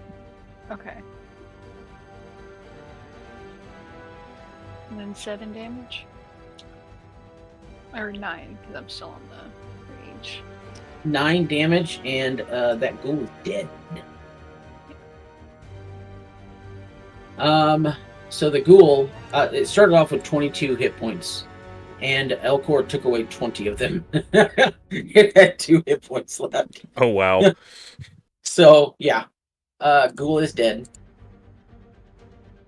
Now finish off move the that for little the friend. board. So that was Mako's turn. Next up is Gerald. Number 3. Zombie number 3. Number 3. Ooh, 11. That's an 11. That will definitely hit. Do he get back up though? Depends on some things. That's assuring. Right. That's reassuring. Yeah.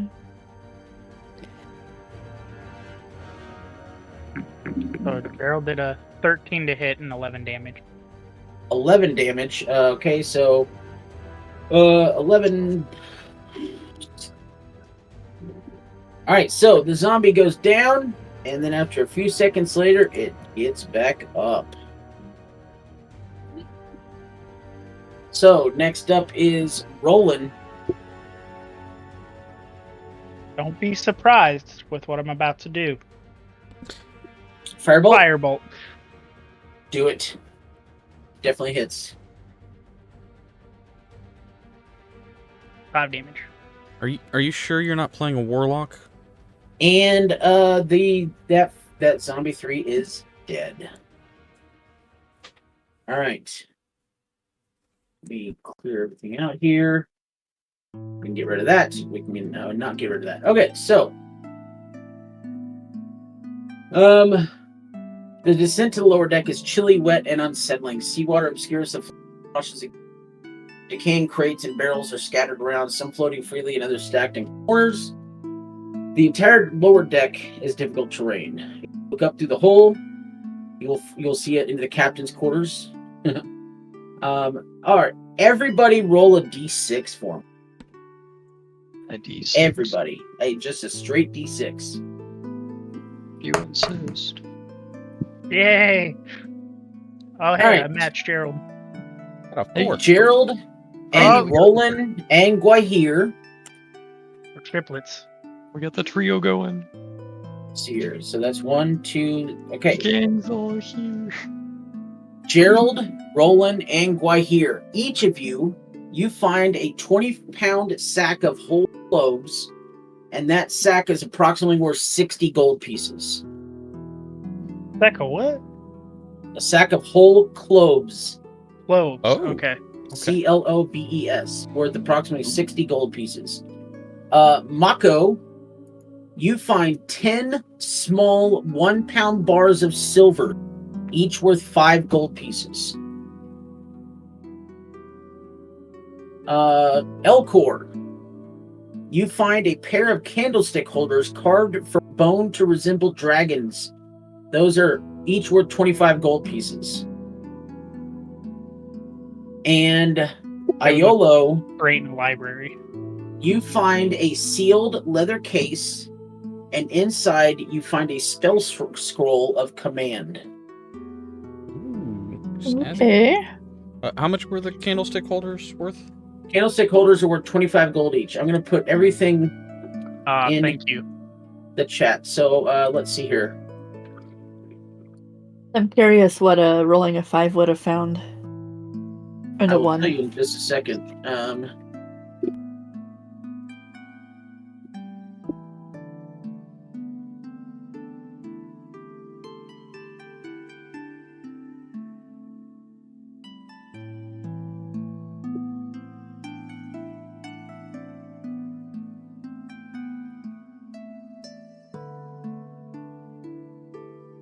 Close. All right, if you had rolled a 1, you would have found 5 bottles of fine wine packed in straw plus 1 broken bottle, and the good bottles are worth 10 gold pieces each. If you had rolled a 5, this might have been good for you, Igola. A fine lute with mother of pearl inlay worth 50 gold pieces. Oh, dang. So, would you guys like to go down the hold? I would like to remind you that the hold is... I would also like to remind you that you do have mushrooms that if you puff them will allow you to breathe underwater for up to an hour. I mean, Wait, I kind of want to go. Oh, you want us to take shrooms and go on a dive? Mako wants to Pretty go much. to the rooms. I'm Let's totally down Let's for do that. it. All right, so you guys each take a mushroom, you puff it, you inhale the fumes from the spores from the mushroom, and allows you to breathe underwater for up to an hour. And then you guys go dive into the bottom of the hole.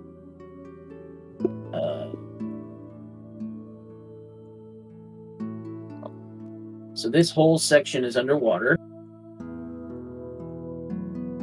As the cold water engulfs you, a strange undersea world is revealed. Colorful seaweed grows over the shattered hull, especially around the gaping hole in the stern of the ship.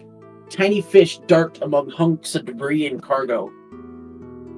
Looking around you, you find a heavy iron chest that lies on the floor of the hold, directly beneath the hole in the captain's quarters. As you open the chest, a large air bubble rushes out, and a packet wrapped in sealed and waxed fabric rises up after it. It actually goes up through the stairs into the room you guys were at before. Inside the chest, you find a pouch containing 55 gold pieces, three turquoise gems worth 10 gold pieces each, and you find a pair of boots that look in pristine condition. Can I get an investigation roll, please? No, let's do an Arcana check. Give me an Arcana check. All right. Oh yeah, definitely. Gerald and Guahir, you guys immediately know that these boots are boots of elven kind. And Good for Gerald as since a he reminder, failed a sneaky attack. just a reminder, boots of elven kind. While you wear these boots, your steps make no sound, regardless of the surface you're moving across. You also have advantage on stealth checks that rely on moving silently. You may want to potentially look at giving that to Elcor, since he's the only one wearing full plate. All right, so I think as you guys Guahir should empty be the too. chest, True. you guys actually swim back up into the lower deck so that you're out of the water, and you retrieve the packet that came out of the chest first. You open and you find a captain's journal with a braid of hair stuck in the pages like a bookmark, indicating the log's last entry. The last entry reads as follows. Our journey is ended, though I fear my own is to continue in the most horrible way imaginable. Compass Rose wrecked on a shoal south of Neverwinter. Many sailors perished with the initial impact, and Aletha was gravely injured. As I tended her wound, she clutched her talisman and breathed soft prayers. I asked her what the talisman signified. She told me love. Her husband waits for her at Dragon's Rest, having pledged his service to the dragon there. The talisman is made from locks of their hair, woven together as a promise to be reunited no matter what fate might befall them. It might have been a beautiful story had it not been for Aletha's gruesome end and the words of prayer I heard as she breathed her last. For she was begging Orcus, the Prince of Undeath, to reunite her with her husband. I held her hands as the breath left her, and I felt a horrible chill pass through her. The next thing I knew, she was sinking her teeth into my neck. At the same moment, I heard moans begin to rise from the dead sailors all around us. What curse has she brought on us all? Already I feel a creeping chill overtaking my body. I am securing her talisman with this book in my chest, in the hope that someone who comes after us may end this nightmare by bringing Aletha's talisman to her husband. And I believe you guys already know about Orcus thanks to someone making a check in the library back at Dragon's Rest. Yup. Mm-hmm. So you guys know that Orcus is the Prince of Undeath and the Bloodborne. Alright, so before you guys go back upstairs, do you want to like have a short rest or a long rest, or do you just want to A short rest would be nice. short rest? Take about 30 minutes. And then go ahead and roll some hit dice to heal up if you need it. And Mako just stand guard creepily. Weirdo.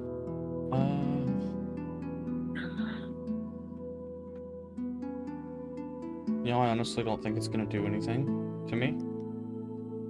Okay. Yeah.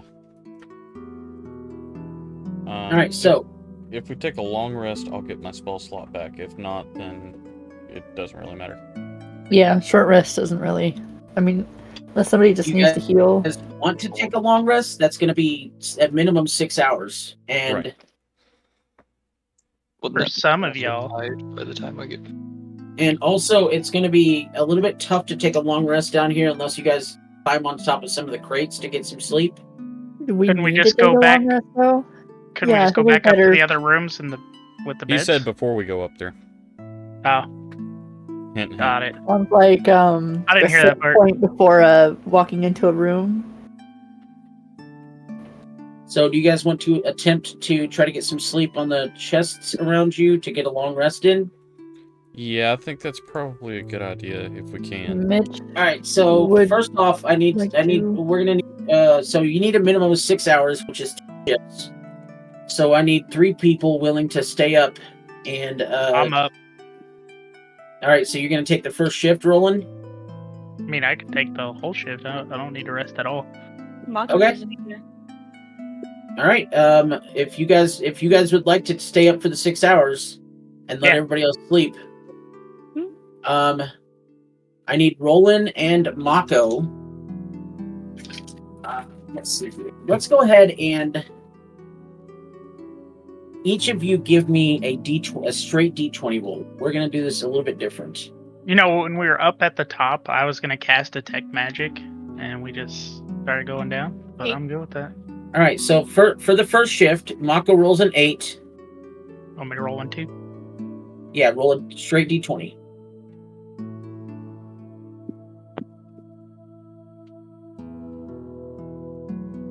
Nothing happens. Second shift, roll another straight D20. I'm taking a page out of Beard's book and we're playing the match game. Another week. Nothing happens. And for the final shift, This is where all hell breaks loose. Probably. Oh, Oh, maybe not. 13. 16. and 13, and I rolled a 1, so nothing happens. All right. So the people that were able to get some sleep, you guys can mark off a long rest. Roland and Mako, so you just go into a trance, don't you? Yeah, so I only need 4 hours of rest anyway, so I'm not even like. Okay, I've and then used Mako, let's see here. Beard, Mm-hmm. DM question. Yes. Does Mako take a point of exhaustion? She only takes a point of exhaustion if it was overnight. Okay, never mind. We're good. All right, so right as you guys are able to get some sleep, Roland and Mako kind of keep an eye out. As everybody starts to wake up, you guys suddenly hear a heavy thump on the deck above you. All right. Are So you going to go up and investigate? no, first thing I'm gonna do before we do anything with a very heavy thunk on the deck, I'm going to expend the spell slot that I just gained back. And I am going to cast Shield of Faith on Roland. Okay.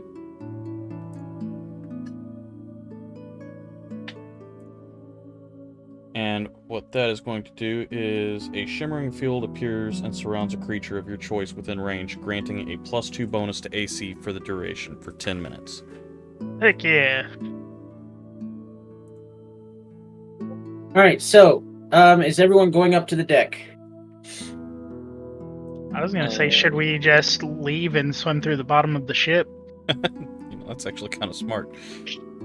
Yeah. I mean, You Well, can what's if the you, fun you in that? you can if you want to. I don't like when he says things like that. I don't want to. I want to go fight. You're this gonna thing, go whatever it is. upstairs. I think as a team we're saying we're gonna go upstairs. Yep. All right, so let's see here. Marching Everybody- order going upstairs. Last. Calling it. Can I call third? And actually go up to the upper left one, not to the main deck. Well, actually, So the very, very top. yeah, So here. Mako got lost. Mako's in the void again. Bye, Mako. 1, 2, She's- 3, 4, she 5, swam 6. away. Okay, so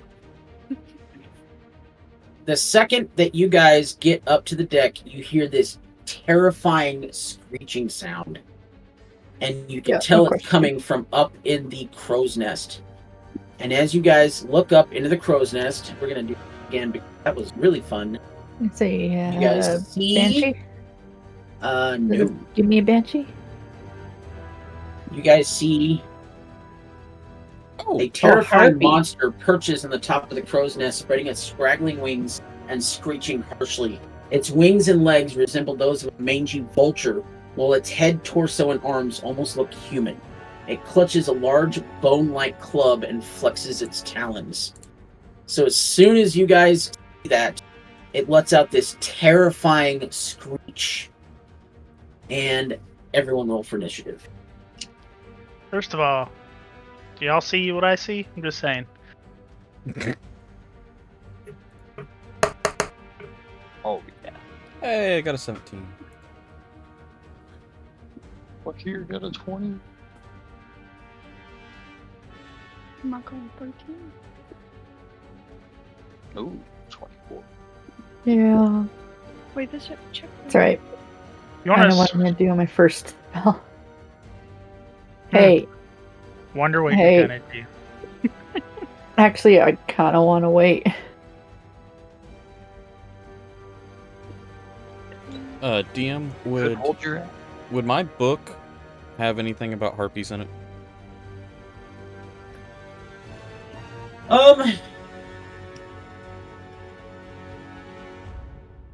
Let's see here, just a second.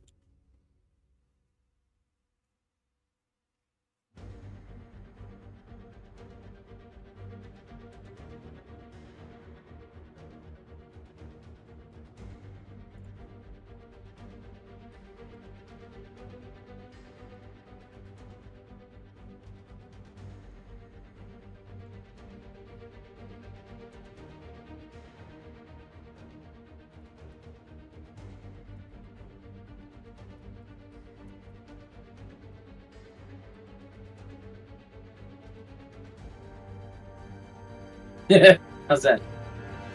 That works.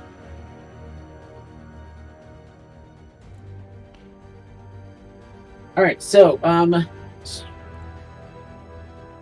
we're starting with Elcor. Elcor got a 17. 17. Gerald looks like rolled a 15. Guahir looks like rolled a 20. Nice. Iolo looks like they rolled a 24. Jeez. Mako rolled a 13. And Roland rolled a 14.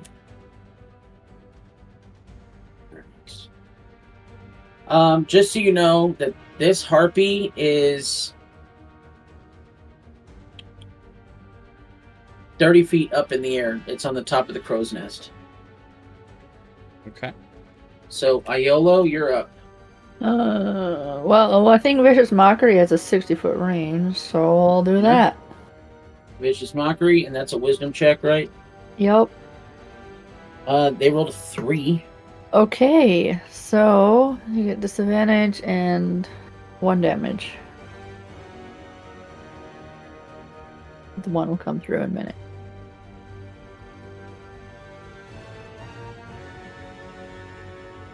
And they get disadvantage, so we're going to go ahead and mark them that they get disadvantage on their next attack. Let's see here. Stuff is like right here.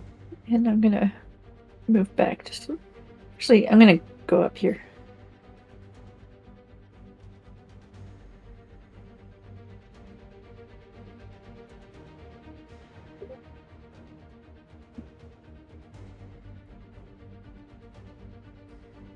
All right, Iolo.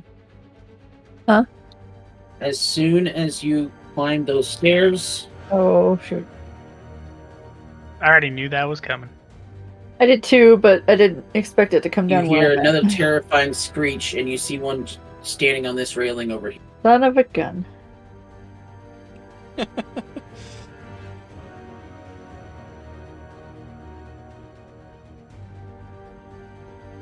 All right, next up is Guahir. Oh, You had a question about the harpies. yes. Let me get back to. You already The answered it. harpies understand us when we speak. Yes, they speak common.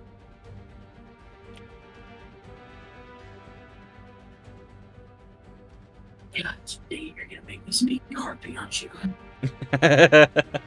You should have already been prepared.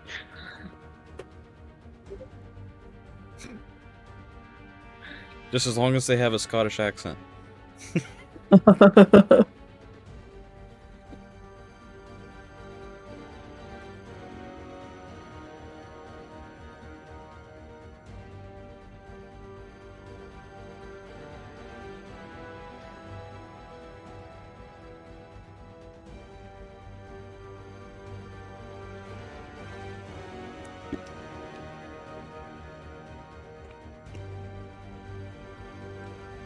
All right, you're gonna cast command on the one that's in the crow's nest and point to the deck and say "sit."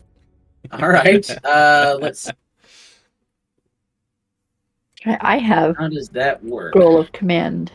I forgot. I think he has the actual spell. Yeah, he command. does. He does. Target. That will reminded me of succeed the on scroll, I a forgot. Wisdom saving throw. 13. What is your DC? Is 13, and it rolled an 18. It laughed at you. Oh, never mind.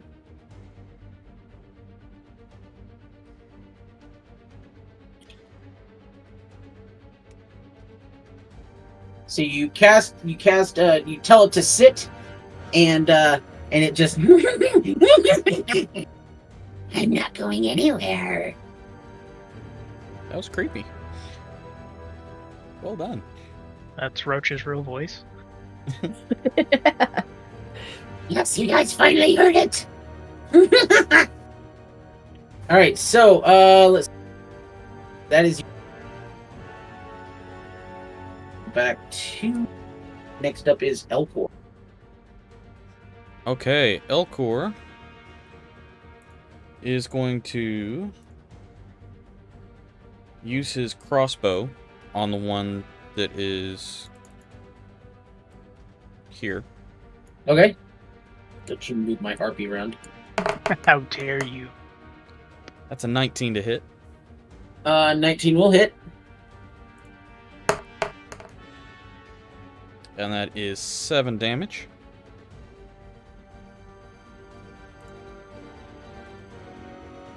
Got it.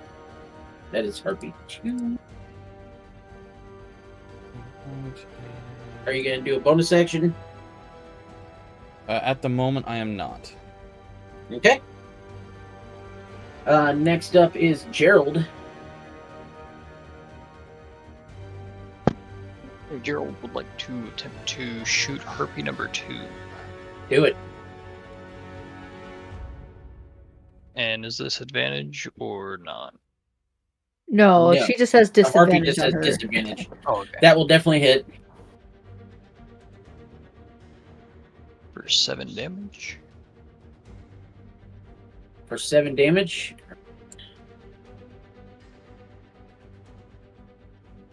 Are you going to do anything else? How far would I be able to get to Harpy number 1?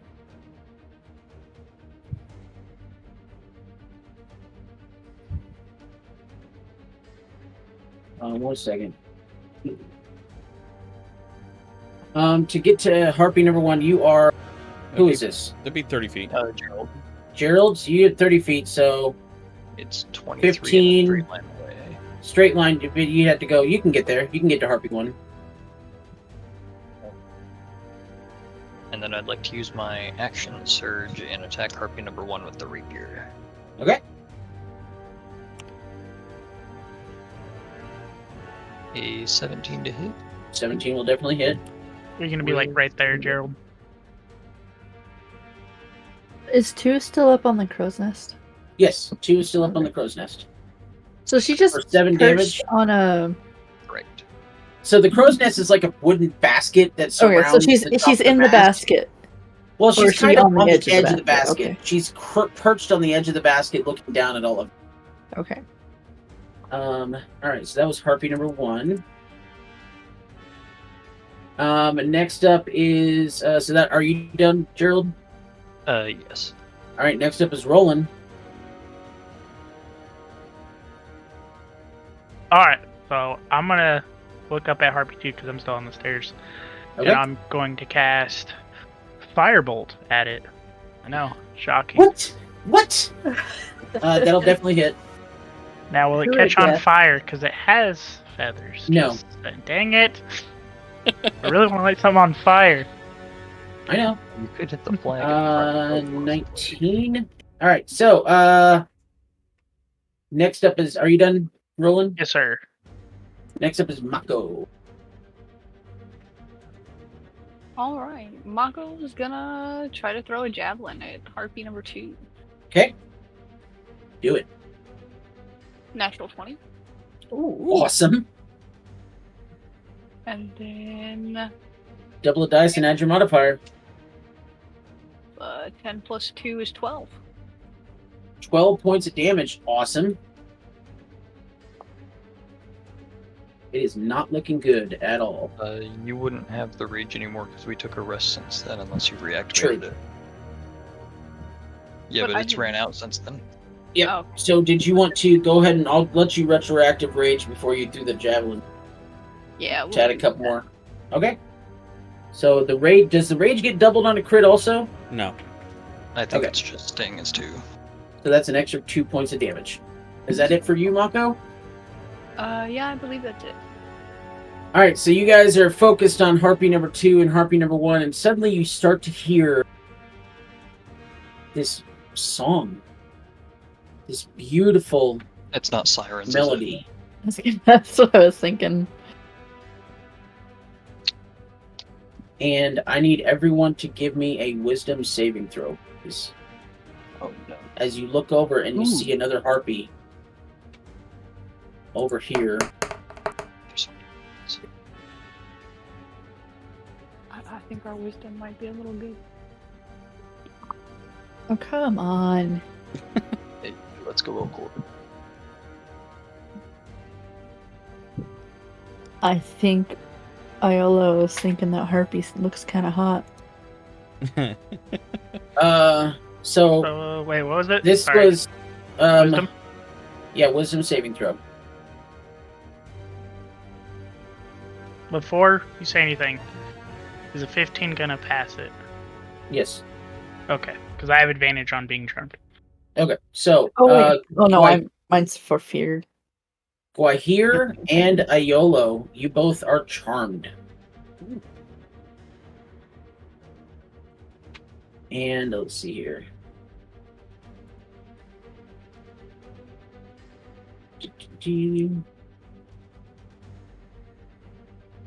And the rest of you who passed the saving throw, for the next 24 hours, you are now in to Harpy number 3. But only Harpy number 3. Oh. Next up is Harpy number 1, and you again hear this gorgeous lullaby, this gorgeous song. So everyone but Guahir and Iolo, give me a wisdom saving throw. Can do. Oh no. 16. I don't think Mako saved that. Mako, you are now charmed by Harpy number 1. So you kind of drop your weapon, and or at least your hands go down to the side, and you look at Harpy number 1. And Harpy number 1 is the most beautiful creature you've ever seen in your entire life. If this were an anime, you'd Harpy have hearts 3 in is your eyes. more pretty. Of course, you'd say that. And finally, everyone else who succeeded on those, so that would be Gerald, Elcor, Roland. You all are now immune to Harpy number 1 as well. And finally, Harpy number 2, you again hear this song, and once again, I need a wisdom saving throw from the remaining 3. Elcor, Roland. Yep, nope, it's an 11. Oh, Yep. All right, Roland, you are charmed by Harpy number 2. Well, Belcor, it's just the two of us. So Elcor and Yep. Elcor and Gerald, the only two that are not charmed by anyone. So 11 remember your doesn't- Harpy. 11. 11. He needed. Oh wait, he needed 11 to pass. Never mind. Yeah, you're good. Okay. Meets it, beats it. I keep forgetting. Meets it, beats it. So 11. You are good. So Elcor, Gerald, and Roland. Neither of you are charmed by any of the harpies. And now we go back up to the top of the order. Iolo. The only thing that you can do is roll again? no. Oh. She's open. No, I thought you gotta re-roll your save. All right, so no, you do not get to reroll your saved. Only thing that you do is you use your feet of movement to try to get as close to Harpy as possible. Okay. So 25, so... Okay, so that's the end of your turn.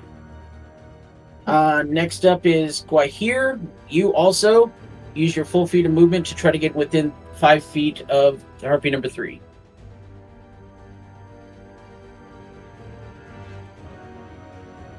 Hey, Roach. Yeah, what's up?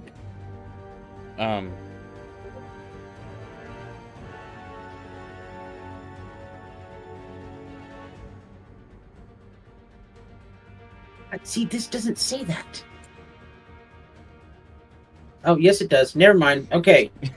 After you do your full after you do your full movement, Iolo, roll another wisdom saving throw. I had thought so. I've read that page before. It is a I mean, very, very long description. the DM does make the rules. And I can roll high initiatives, but my saves are terrible. Unfortunately, you are still charmed. Guahir, move your full movement speed towards Harpy number 3, and then give me another wisdom saving throw.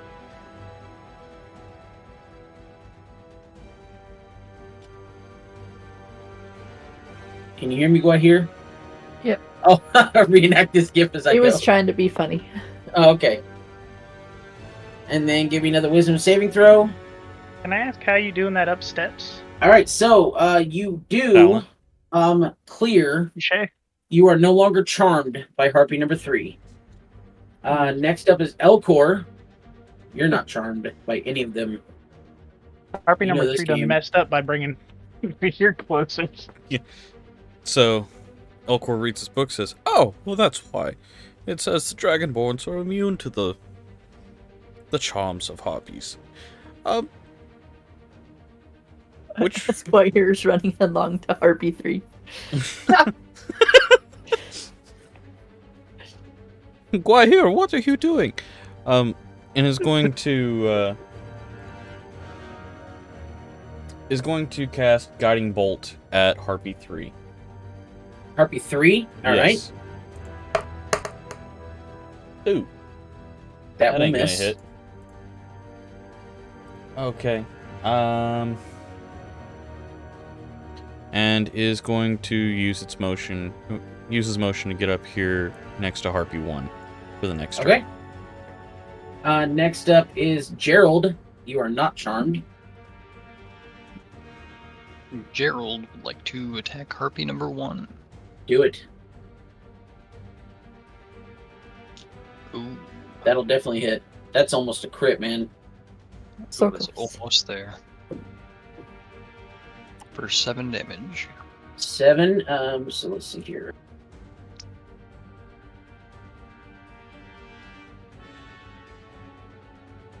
All right, you gonna do anything else? You already blew your action surge, I believe. I did, so that will be all for right now. Okay. Next up is Roland. You're not charmed. No, I'm not. Thank God.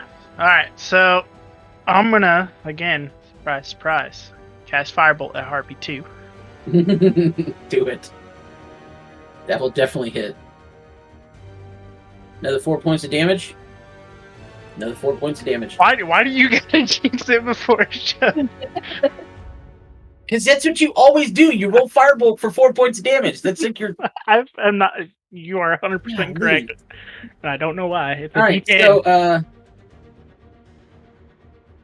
so, let's... So that is it for Roland's turn. Mhm. Next up is, by the way, Harpy number 2. Looks like it's looks like if you blow one up, they'll fall over. Mako, you move your full movement speed towards Harpy number 1. It's getting it within 5 feet, and then roll me another Wisdom saving throw. 19. And you clear it. You are no longer charmed by Harpy number 1, but that was your turn. So now Harpy number 3 is going to move over to Gwai here, and it's going to do a multi-attack. It's going to do a claw attack and a club attack. Claw attack is going to be 21. I believe that's going to hit. Yep, that hits, and that's going to be for 9 points of slashing damage. And then it's going to do a club attack. That's not going to hit, because that's a 4. And even plus 3, it's 7. So, just 9 points of slashing damage. That was Harpy number 3. Harpy number 1 is going to take a shot at the dragon that was immune to her screams. Harpy number 1 is also going to do a multi-attack. Start with a claw attack. That's going to be 13. No, that misses. And a club attack. That's going to be another 19. 19 does hit. So that's 5 points of bludgeoning damage. Okay. And then Harpy number 2 is getting really tired of Roland taking pot shots at her, so she's going to fly down and land on the deck right beside Roland, and she's also going to do a multi-attack. Start with a claw attack. 11 plus 3 is 14. That meets. Meets it, beats it, so... Mhm. 8 points of slashing damage. Okay. And then a club attack. Wait! No, it doesn't. Because No. Elcor cast Just Shield a- of Faith on you. Yeah? Oh, never mind. 2. Yeah, it's a plus 2. It has it has disadvantage anyway. No, so so- the disadvantage only lasts for 1 turn. Okay, so it doesn't have disadvantage anymore. But you're plus 2 Yeah, from which puts me at Shield a of 4. Faith. Which So puts me that at did not 14. hit. So whatever damage I just said, ignore it. No, And then- that put him at the meets it. Yeah, that put me at Oh, I thought you 14 said meets it before. No, he says it No. meets it with the plus 2. with the plus. Oh, okay. So yeah, you do take that damage. And the other attack was a 20. And I'm dead. 2 points of bludgeoning damage. Oh, I'm not. I'm still in this fight. I am not I looking rolled a- good, though. I rolled a 1 on the D4. What's your maximum All hit right, points? 12. 12 is your max? Yep. Okay. He's a squishy wizard, man. What are you talking about? Yeah. I tried to kill him, but I rolled a He- crap roll in the second D. All right, now we're back at the top of the order with Iolo. Once again, oh wait, no, are you still I'm charmed? charmed. I'm charmed. Yeah, I didn't full make movement it. speed and another wisdom saving As far throw. as I can go there. Come on, I just need to roll a 9 or higher. And I roll a 4. Help. Alright, so Iolo is still charmed. Next up is Guahir. You are no longer charmed, and Harpy Sorry, just Roland. free, just slash the crap out of you. I could heal you if I wasn't charmed.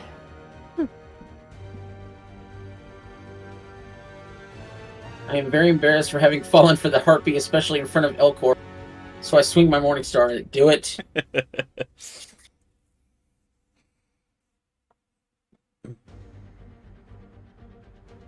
Morning Star 18 will definitely hit.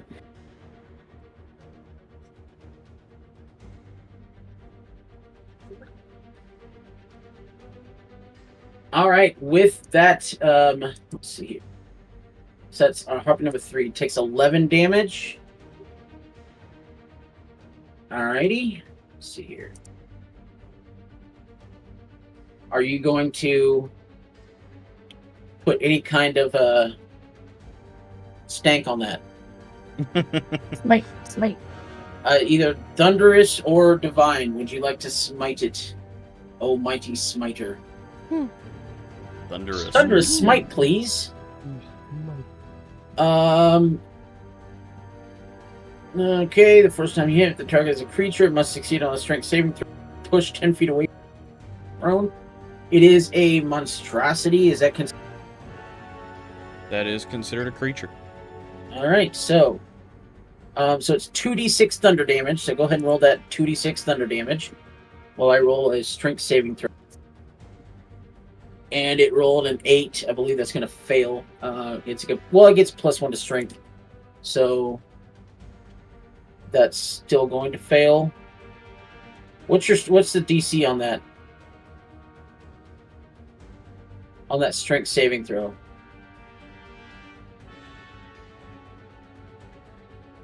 13, yeah, so it failed.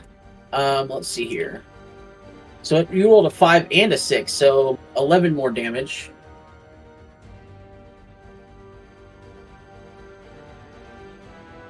The old double 11. And then it gets pushed back into the railing, and it gets knocked. So we're going to turn the board gray to show that this thing is now prone. Alright, next up is... Oh, you said you were going to do a bonus action after your Thunderous Smite. I think. She wasn't my type anyway. Or was the Thunderous, was the bonus, the... Oh, okay, Yeah. that was it. Oh, got it. Next up is Elcor. Alright, Elcor, being right next to Harpy 1, is going to take out his new dagger, and is going to do 2 weapon fighting, one with the mace and one with the dagger. Nice! Start with the mace, which is not going to do anything. And then we're going to go to the dagger, which is also not going to do anything. That is going to miss both times, unfortunately. Yeah. He's going to kind of curse and draconic under his breath. Watch your mouth. That'll do his turn. All right, Gerald. Why don't you show him how weapon fighting works? All right. I'd love if he missed it too. Weapon. That one. Oh, I was debating on going for Harpy number 2 because Roland's down. I'm not down. Oh wait. Very, very hurt. Yeah, very hurt, but not down. Just yeah. So it might not be a bad idea to go after her. Yeah, I think Elcor and Mako got Harpy 1, so I'll go help Roland on number 2. Okay, and you're more than 5 feet away, so you can leave Harpy, triggering an attack of opportunity. And we're gonna go ahead and add our lunging attack to this. Do it. The extra 5 feet in the D6. Do it. Do it now. Do it now. Ooh, for a crit as well. You know what? Sorry. Don't even worry about rolling for the damage. This thing had 1 hit point left. Oh. So he runs over with his rapier and lunges and just stabs it into the heart and basically pins it to the deck as it screams. Pin her to the mast. Yeah, pin it to the mast. And Harpy number 2 is dead. And when Harpy number 2 dies, Harpies 1 and 3 let off this ear-piercing screech. And next up is... I'm sorry, is that it for you? Would I be able to give Roland one of my health potions? You can use a bonus action to give it to him. He has to use an action or a bonus action to drink it. But he's also got 2 health potions. You both have 2. That'll be the end. Okay. And speaking of Roland, you're up next. Yeah, I think it's gonna be a surprise to everybody, but I'm gonna drink a potion of healing. All right, so I think it's 2d4 plus 2, if I Yes, sir. remember correctly. So I'll roll that. And then don't forget to remove one of the healing potions from your inventory. Yes, sir. So Ooh, 7, 7 points of healing. which was needed, very much so. And then, And then I'm actually gonna use a bonus action. well, the potion was your bonus action. Well, I was using my action to drink it. Okay, so the But- bonus action is Blade Song. okay. So I get to use that, and I get a +3 bonus to my AC. There and you I get to go. move an additional 10 feet. So Very leaving nice. me, yeah, I'm just gonna go over here. And now I'm not so squishy. So what's that put your AC at? All right. 17, yeah. Nice. Mhm. Now you're up Next there with up me. is Mako. Hence the reason I chose Blade Song. Let me find my map again. There it is. First of all, Mitch, shut up, bro.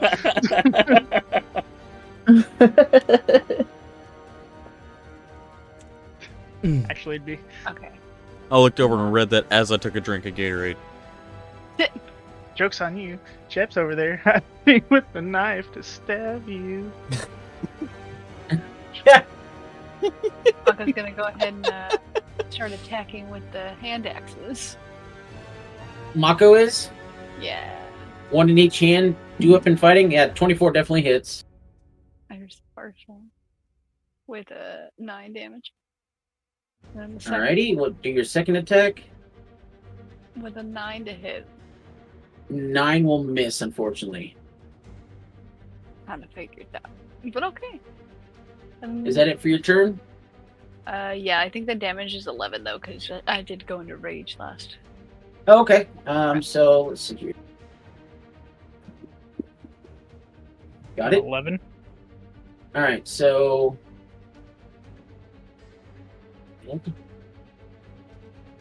Harpy number 3 is going to use half its up, so it's no longer prone, and then it's going to walk another 5 feet, and it's going to do another multi-attack on Guahir. We're going to start with a With it being 13 prone, plus doesn't 3 she is get 16. advantage? What? With it being prone, doesn't she get advantage on her attack? Guahir would, but it hasn't been Guahir's turn since Guahir knocked the Harpy number 3 down. Oh, I'm looking at the wrong one. Thank you. Yeah, no problem. Does a 13 hit Guahir? I don't think it does. No. Or actually, no, it's, I'm Just sorry, 18. 16. I rolled a Just 13 and it's a plus 3 is 6. Okay, so 18. So the other attack is going to be also a 13 plus 3 to 16. So Harpy number 3 is going to do absolutely nothing. Oh, you can miss Harpy number everyone else. 1 is going to take a shot at Elcor. First claw attack is going to be 9, 10, 11, 12. Nope. Club attack is going to be a 19. Of course. 19 hits. All right, so that's going to be 3 points of bludgeoning damage as it whacks you with a club. Ayolo had to get charmed by the harpy furthest away from her, so she's been running on her short little legs across the deck the whole time. You cleared the charm last time, didn't you? No, she's still charmed. So, once again, Iolo, it's your turn. Full movement and I think wisdom it's just saving about throw. right there. Yeah, this harpy is hot. You Iolo failed it is- again? Iolo is down bad. No, it's rolling, but Oh, yeah, no, this harpy is hot. Like, guys, seriously, have you seen her? no. You I got. love her. Yep. Is that she like fails the- it again. Trying to say She's such a 9. I feel like you Alright. got times. I'm like, oof. Why here? You have to kill Harpy 3 before Iolo falls in. I think that's too late. Go here. It's your turn. You're up.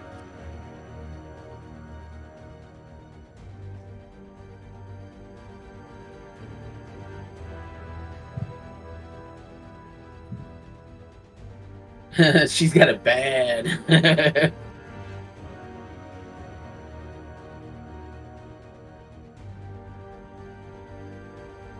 Taking it down with my Morning Star. I don't think I get more damage with Thunder's Smite, so just the Morning. Got it.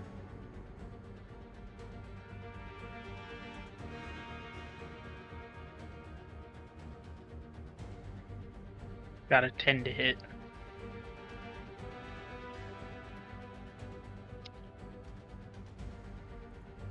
Oh, got a 10? Not quite enough, unfortunately. Oh no. Just barely misses.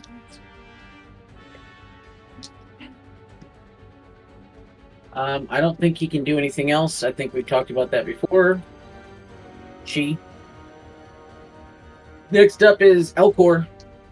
Okay, Elcor is going to be frustrated, move up closer, and turn around and do the same thing.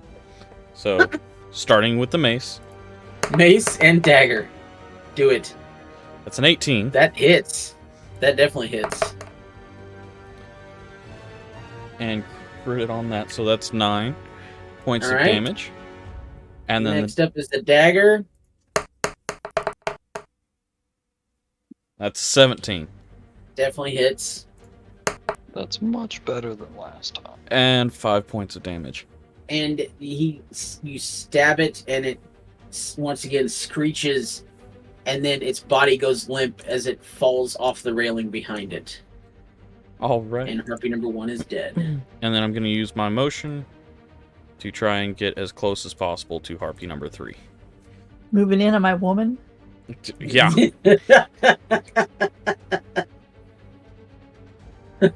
For your sake, yes. Gerald. This is an abusive relationship. This is not okay. It's your turn, Gerald. Gerald would like to take a shot at number 3 with his bow. Okay, so just a reminder, this where it's at is on a deck above you guys, There's a so railing. you cannot actually see it from, because that deck is probably a good 7 feet up, because there's a door to a room underneath there. So you'd have to move over to Where probably Elcor is. here, yeah, around where Elcor is, to be able to shoot like up the stairs, because it's tall enough that you can see the top of its head right beside right here. We'll try that. Ooh, 23 23 will definitely hit. for 11 damage. 11. It is not looking good. And that will be all. And Roland, Alright, can I see the harpy from the top of the stairs? yes, Okay. you can, because you're on the same level as it. This railing is maybe 2 foot tall, so you can see the top of it. You can see the top half of its body straight across. So just enough to fall over when you're drunk. Got it. Yes. So, Firebolt, where 12. All reliable. 12 will hit. Yeah, old reliable is right. For 1 point of damage. I'm just gonna lay down. I'm Little not feeling too disappointed on good. damage. I'm gonna lay down. I'm not feeling too good already. Mako. Alrighty.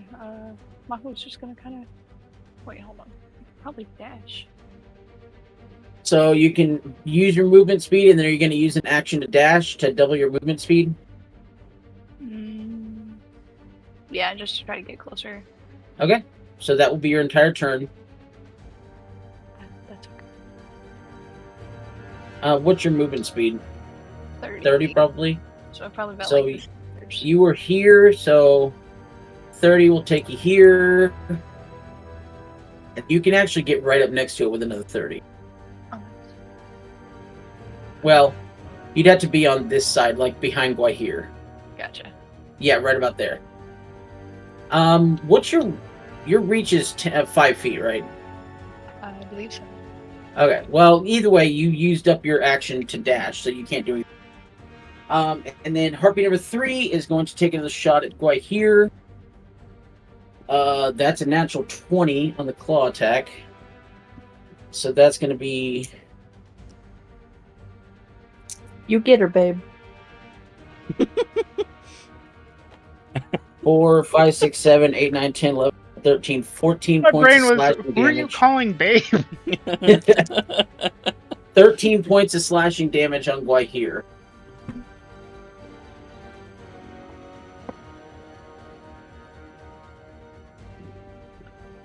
Guahir is down. And let's see here.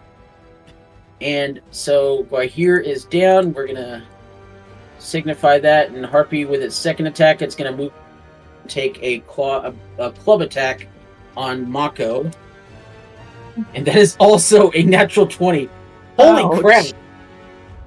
My cheerleading is boosting 3, my attack. 4, Yeah. 5 points of Bard, bludgeoning be damage. quiet, Bard. 5 points of bludgeoning damage on Mako. Oh god, that's funny. And so that is Harpy number 3's turn. And Iolo is going to walk up and is basically going to be like one of those girls in high school where she's standing next to the captain of the squad, so she's kind of like holding her arms in front of her and twirling her hair. Harpy number 3. And that's all she's going to really do except for roll another wisdom saving throw.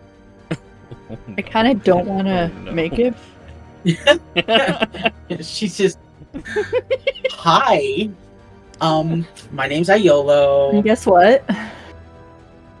Let me guess, it's a 9? Another 9, come on. no. It's a Oh, 7. seven. Let's go. You are I rolled a still 7 earlier charmed as well. by Harpy 3. Ma'am. Wrong way. All right. So that's the end of Iolo's turn. Guahir, unfortunately, is doing? down. I need you to roll a death saving throw. Oh no. Which is just a straight D20 roll.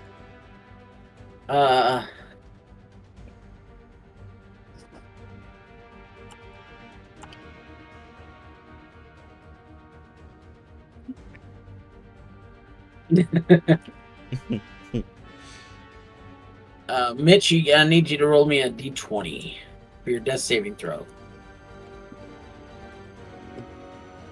If not, we're gonna let Iola roll for you. No. Hey, success. 14. That is a success. So you just need 2 more of those. Next up is Elcor. Alright, Elcor is going to make his way up Yep. and going to cast Healing Word on Guahir for his bonus Okay. action. Do it. That is 10 points of healing to Guahir. Right. So Guahir is no longer down. He is still prone. So I'm going to put a gray mark around him to show that he's prone. He's still laying on the ground. But he is Somewhere no in that longer mess. in danger of dying. Okay, and then I'm gonna... And for your action,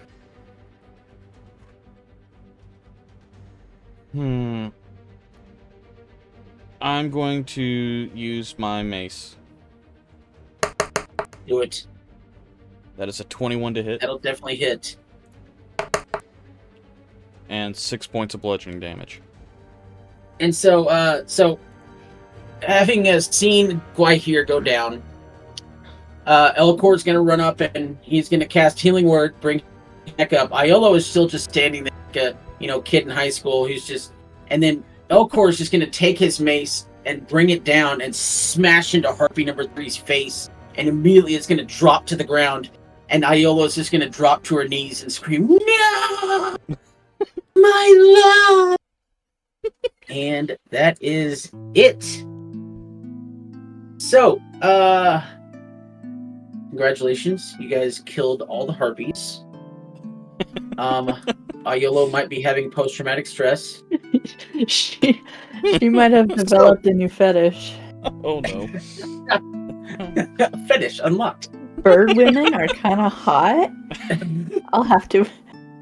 So here's the question. The talisman that you guys found in the chest. Mm-hmm. Per the journal, he thinks that you should take the talisman back to her husband, back in Dragon's Rest. You guys don't remember anyone named Bratash or Brastos when you guys were getting the introductions from Renar. You don't remember anyone named Brastos there. So you guys have some choices here. Would you like to bring the talisman back to Renara? Or would you like to try something else? What would you like to do at this point? Yeah, let's bring I'd talisman. like to go to that hot spring.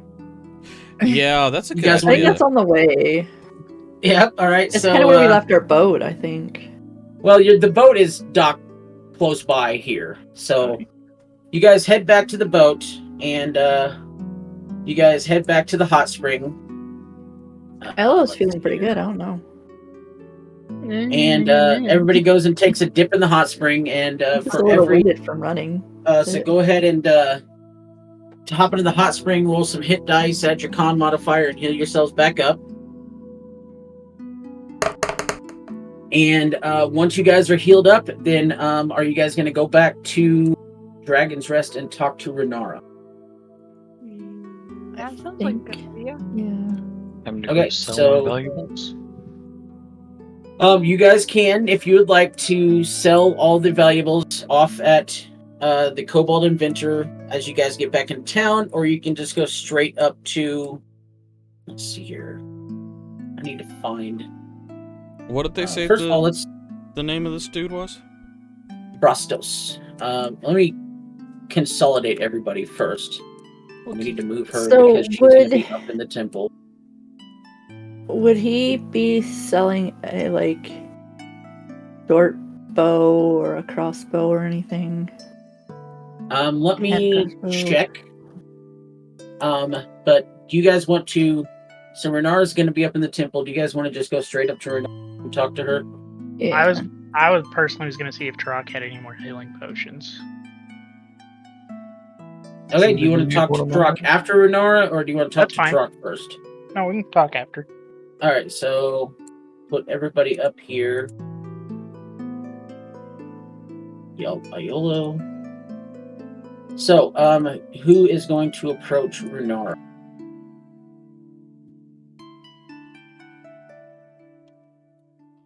Nobody else will. I will. Definitely not me. She kind of doesn't like me. Well, she kind of doesn't like Elcor. If anybody. I thought she did like Elcor. She's kind of turning around to you only because you worship Bahamut, but for the most part, she still kind of eyes you rarely. Gerald So- would like to meet Renara then. All right, so you guys bring the talisman. She hears about your guys' trip out to the Compass Rose, and she just, I do indeed remember Aletha's husband Brastos, but alas, he died many years ago. He was laid to rest in the graveyard atop the cliffs at the northern part of the island, just northwest of Dragon's Rest. So, would you guys like to go to the grave, or do you want to do something else, or what do you want to do with the talisman at this point? Can I we think possibly research it a little bit in the library? The only thing that you can find is just more about the Demon Lord of Orcus. Basically all stuff you've heard. So you can take it to the grave, you can try to destroy it. It's up to you what you guys want to do. I think we should take it to the grave. My Very romantic. my Okay, only so you guys- concern with taking it to the grave is this thing raised a bunch of little buttholes on the ship, and we're taking it to the middle of a bunch of dead people. Yeah. I mean, I'm down Okay. for it. It's very romantic. It will be extremely So- romantic when we have to disintegrate the husband as well. So Oh, Corey, you may Sounds want to like get your eyes fun. checked. I don't remember seeing any buttholes. I remember seeing zombies. oh, they all had them. So you guys make your way up to the graves in the little cliff-top cemetery, and you find that they are covered in white wildflowers and marked with simple wooden slabs. As you place the talisman on, you do see Brastos' grave, and as you place the talisman on Brastos' grave, the wind seems to sigh and a thick fog forms around the rocks north of the island. The next morning, you find that the fog is no longer there. But to even more surprise, you no longer see any trace of the compass rose. It's completely gone. Was that a long rest? So you guys do get a long rest. You guys wake up in your rooms. Let me double check one thing before you guys see here.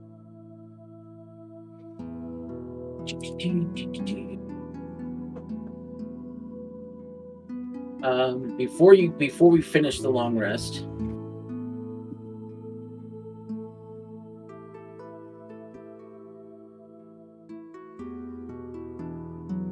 I mean, 4 hours is a long rest for me, so.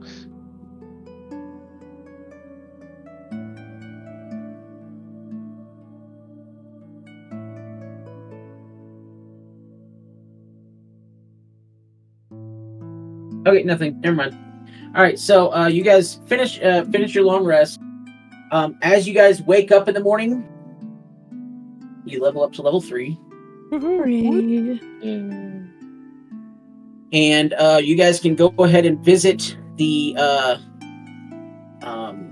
you guys do go ahead and visit the lady down here, Cobalt Inventor, basically the shop, and you are able to sell everything. So somebody who's been keeping track of all of this, can you add up the amount of gold that will be distributed to the party? And let me look up something really quickly while somebody does that. Hopefully someone's been keeping notes. If you guys are going to sell everything, well, I'm keeping a hold of the scroll. I'm keeping the candlesticks. Okay. They look in his dining room. Right, let's see here. I'm gonna sell the clothes I have. I will sell the compass though. It's a 25 gold piece value. Okay. Just give me a total amount. And you said you wanted a crossbow? A crossbow or a short bow? I think I can use a crossbow. Oh. Yeah, crossbow, short bow. Or no, short bow isn't listed. Crossbow would be the ideal, I guess. You can. She does have a light crossbow for 25 gold pieces. I can do that. Okay. And some arrows or bolts. And the bolts are. Let's see here. Crossbow bolts are, you can get 20 for 1 gold piece. I'll do 2 or 2 bundles. So as you guys are finishing up, Mitch would like to buy a crossbow. okay, so that will be 25 gold pieces, and again, a bundle of 20 crossbow bolts will be another gold piece. And does Turok have any more health potions? He doesn't. He gave you guys 2 each. At the moment, he's still working on some more. Okay. So you guys can maybe check in the morning, depending on what happens. But as you guys are leaving, the Cobalt Inventors basically shop. One of the other kobolds. Let's see here. Find something here.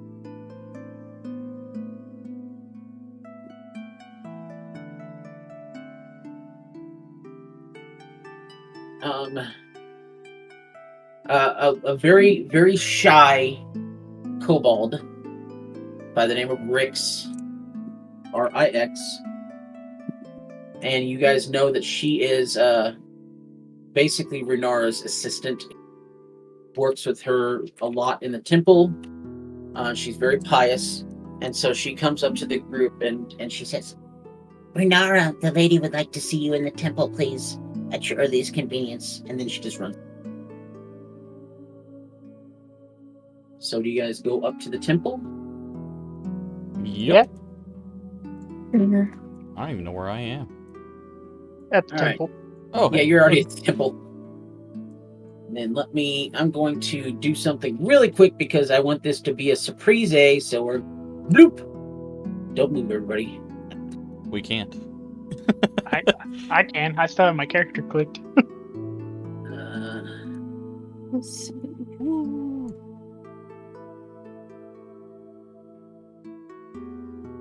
All right, so I'm going to believe that is So now we're going to reveal all, Oh boy. and let's see here. 1, 2, 3, 4, 5. I see 5. 6. You got her. So you guys go up and see Renara up at the temple, and she smiles as all of you approach. Thank you very much for joining me. I have something important that I would like to show you. There's a flash like a silent lightning, and Renara is no longer there. And in her place, She a dragon, isn't she? No. you see this. Oh. An adult bronze dragon.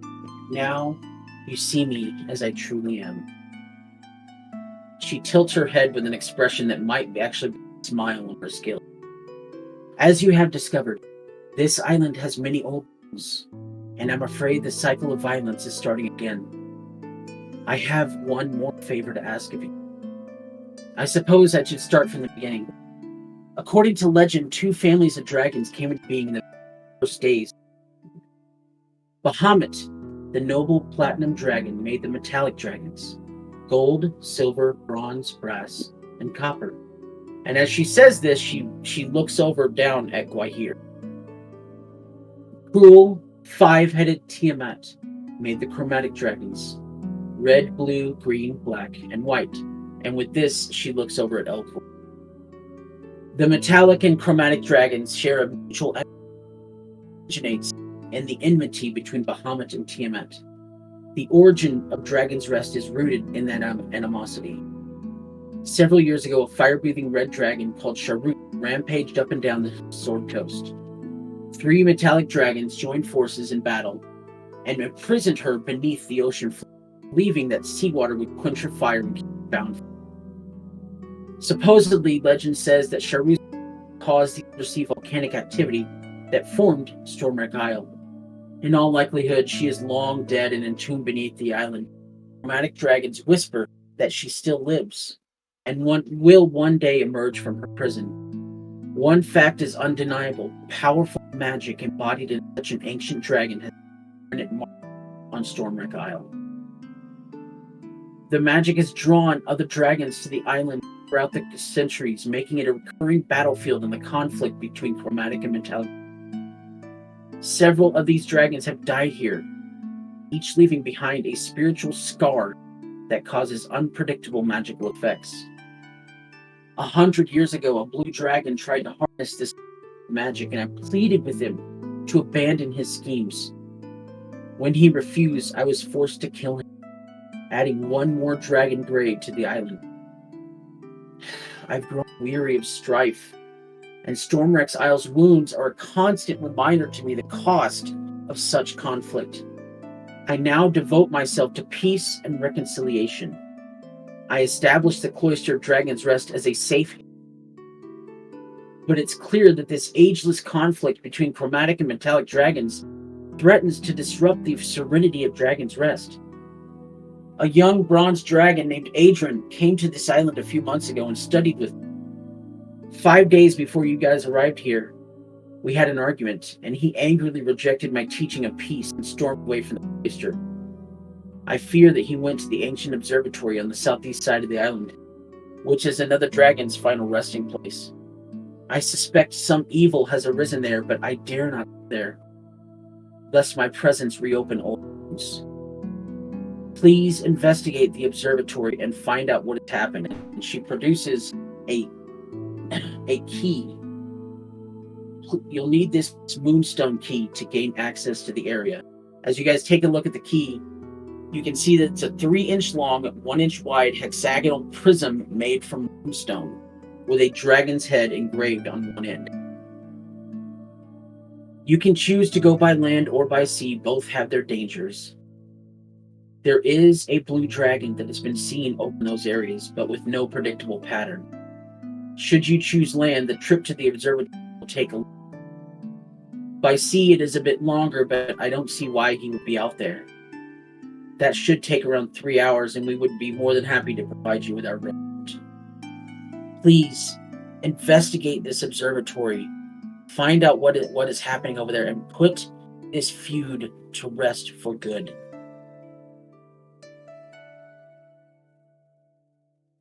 And then just so you guys know, so you guys are here in Dragon's Rest. You've already visited the Seagrow Caves, you cleared the wreck of the Compass Road. Clifftop Observatory is on the other side of the island. And that is where we're going to end the session today.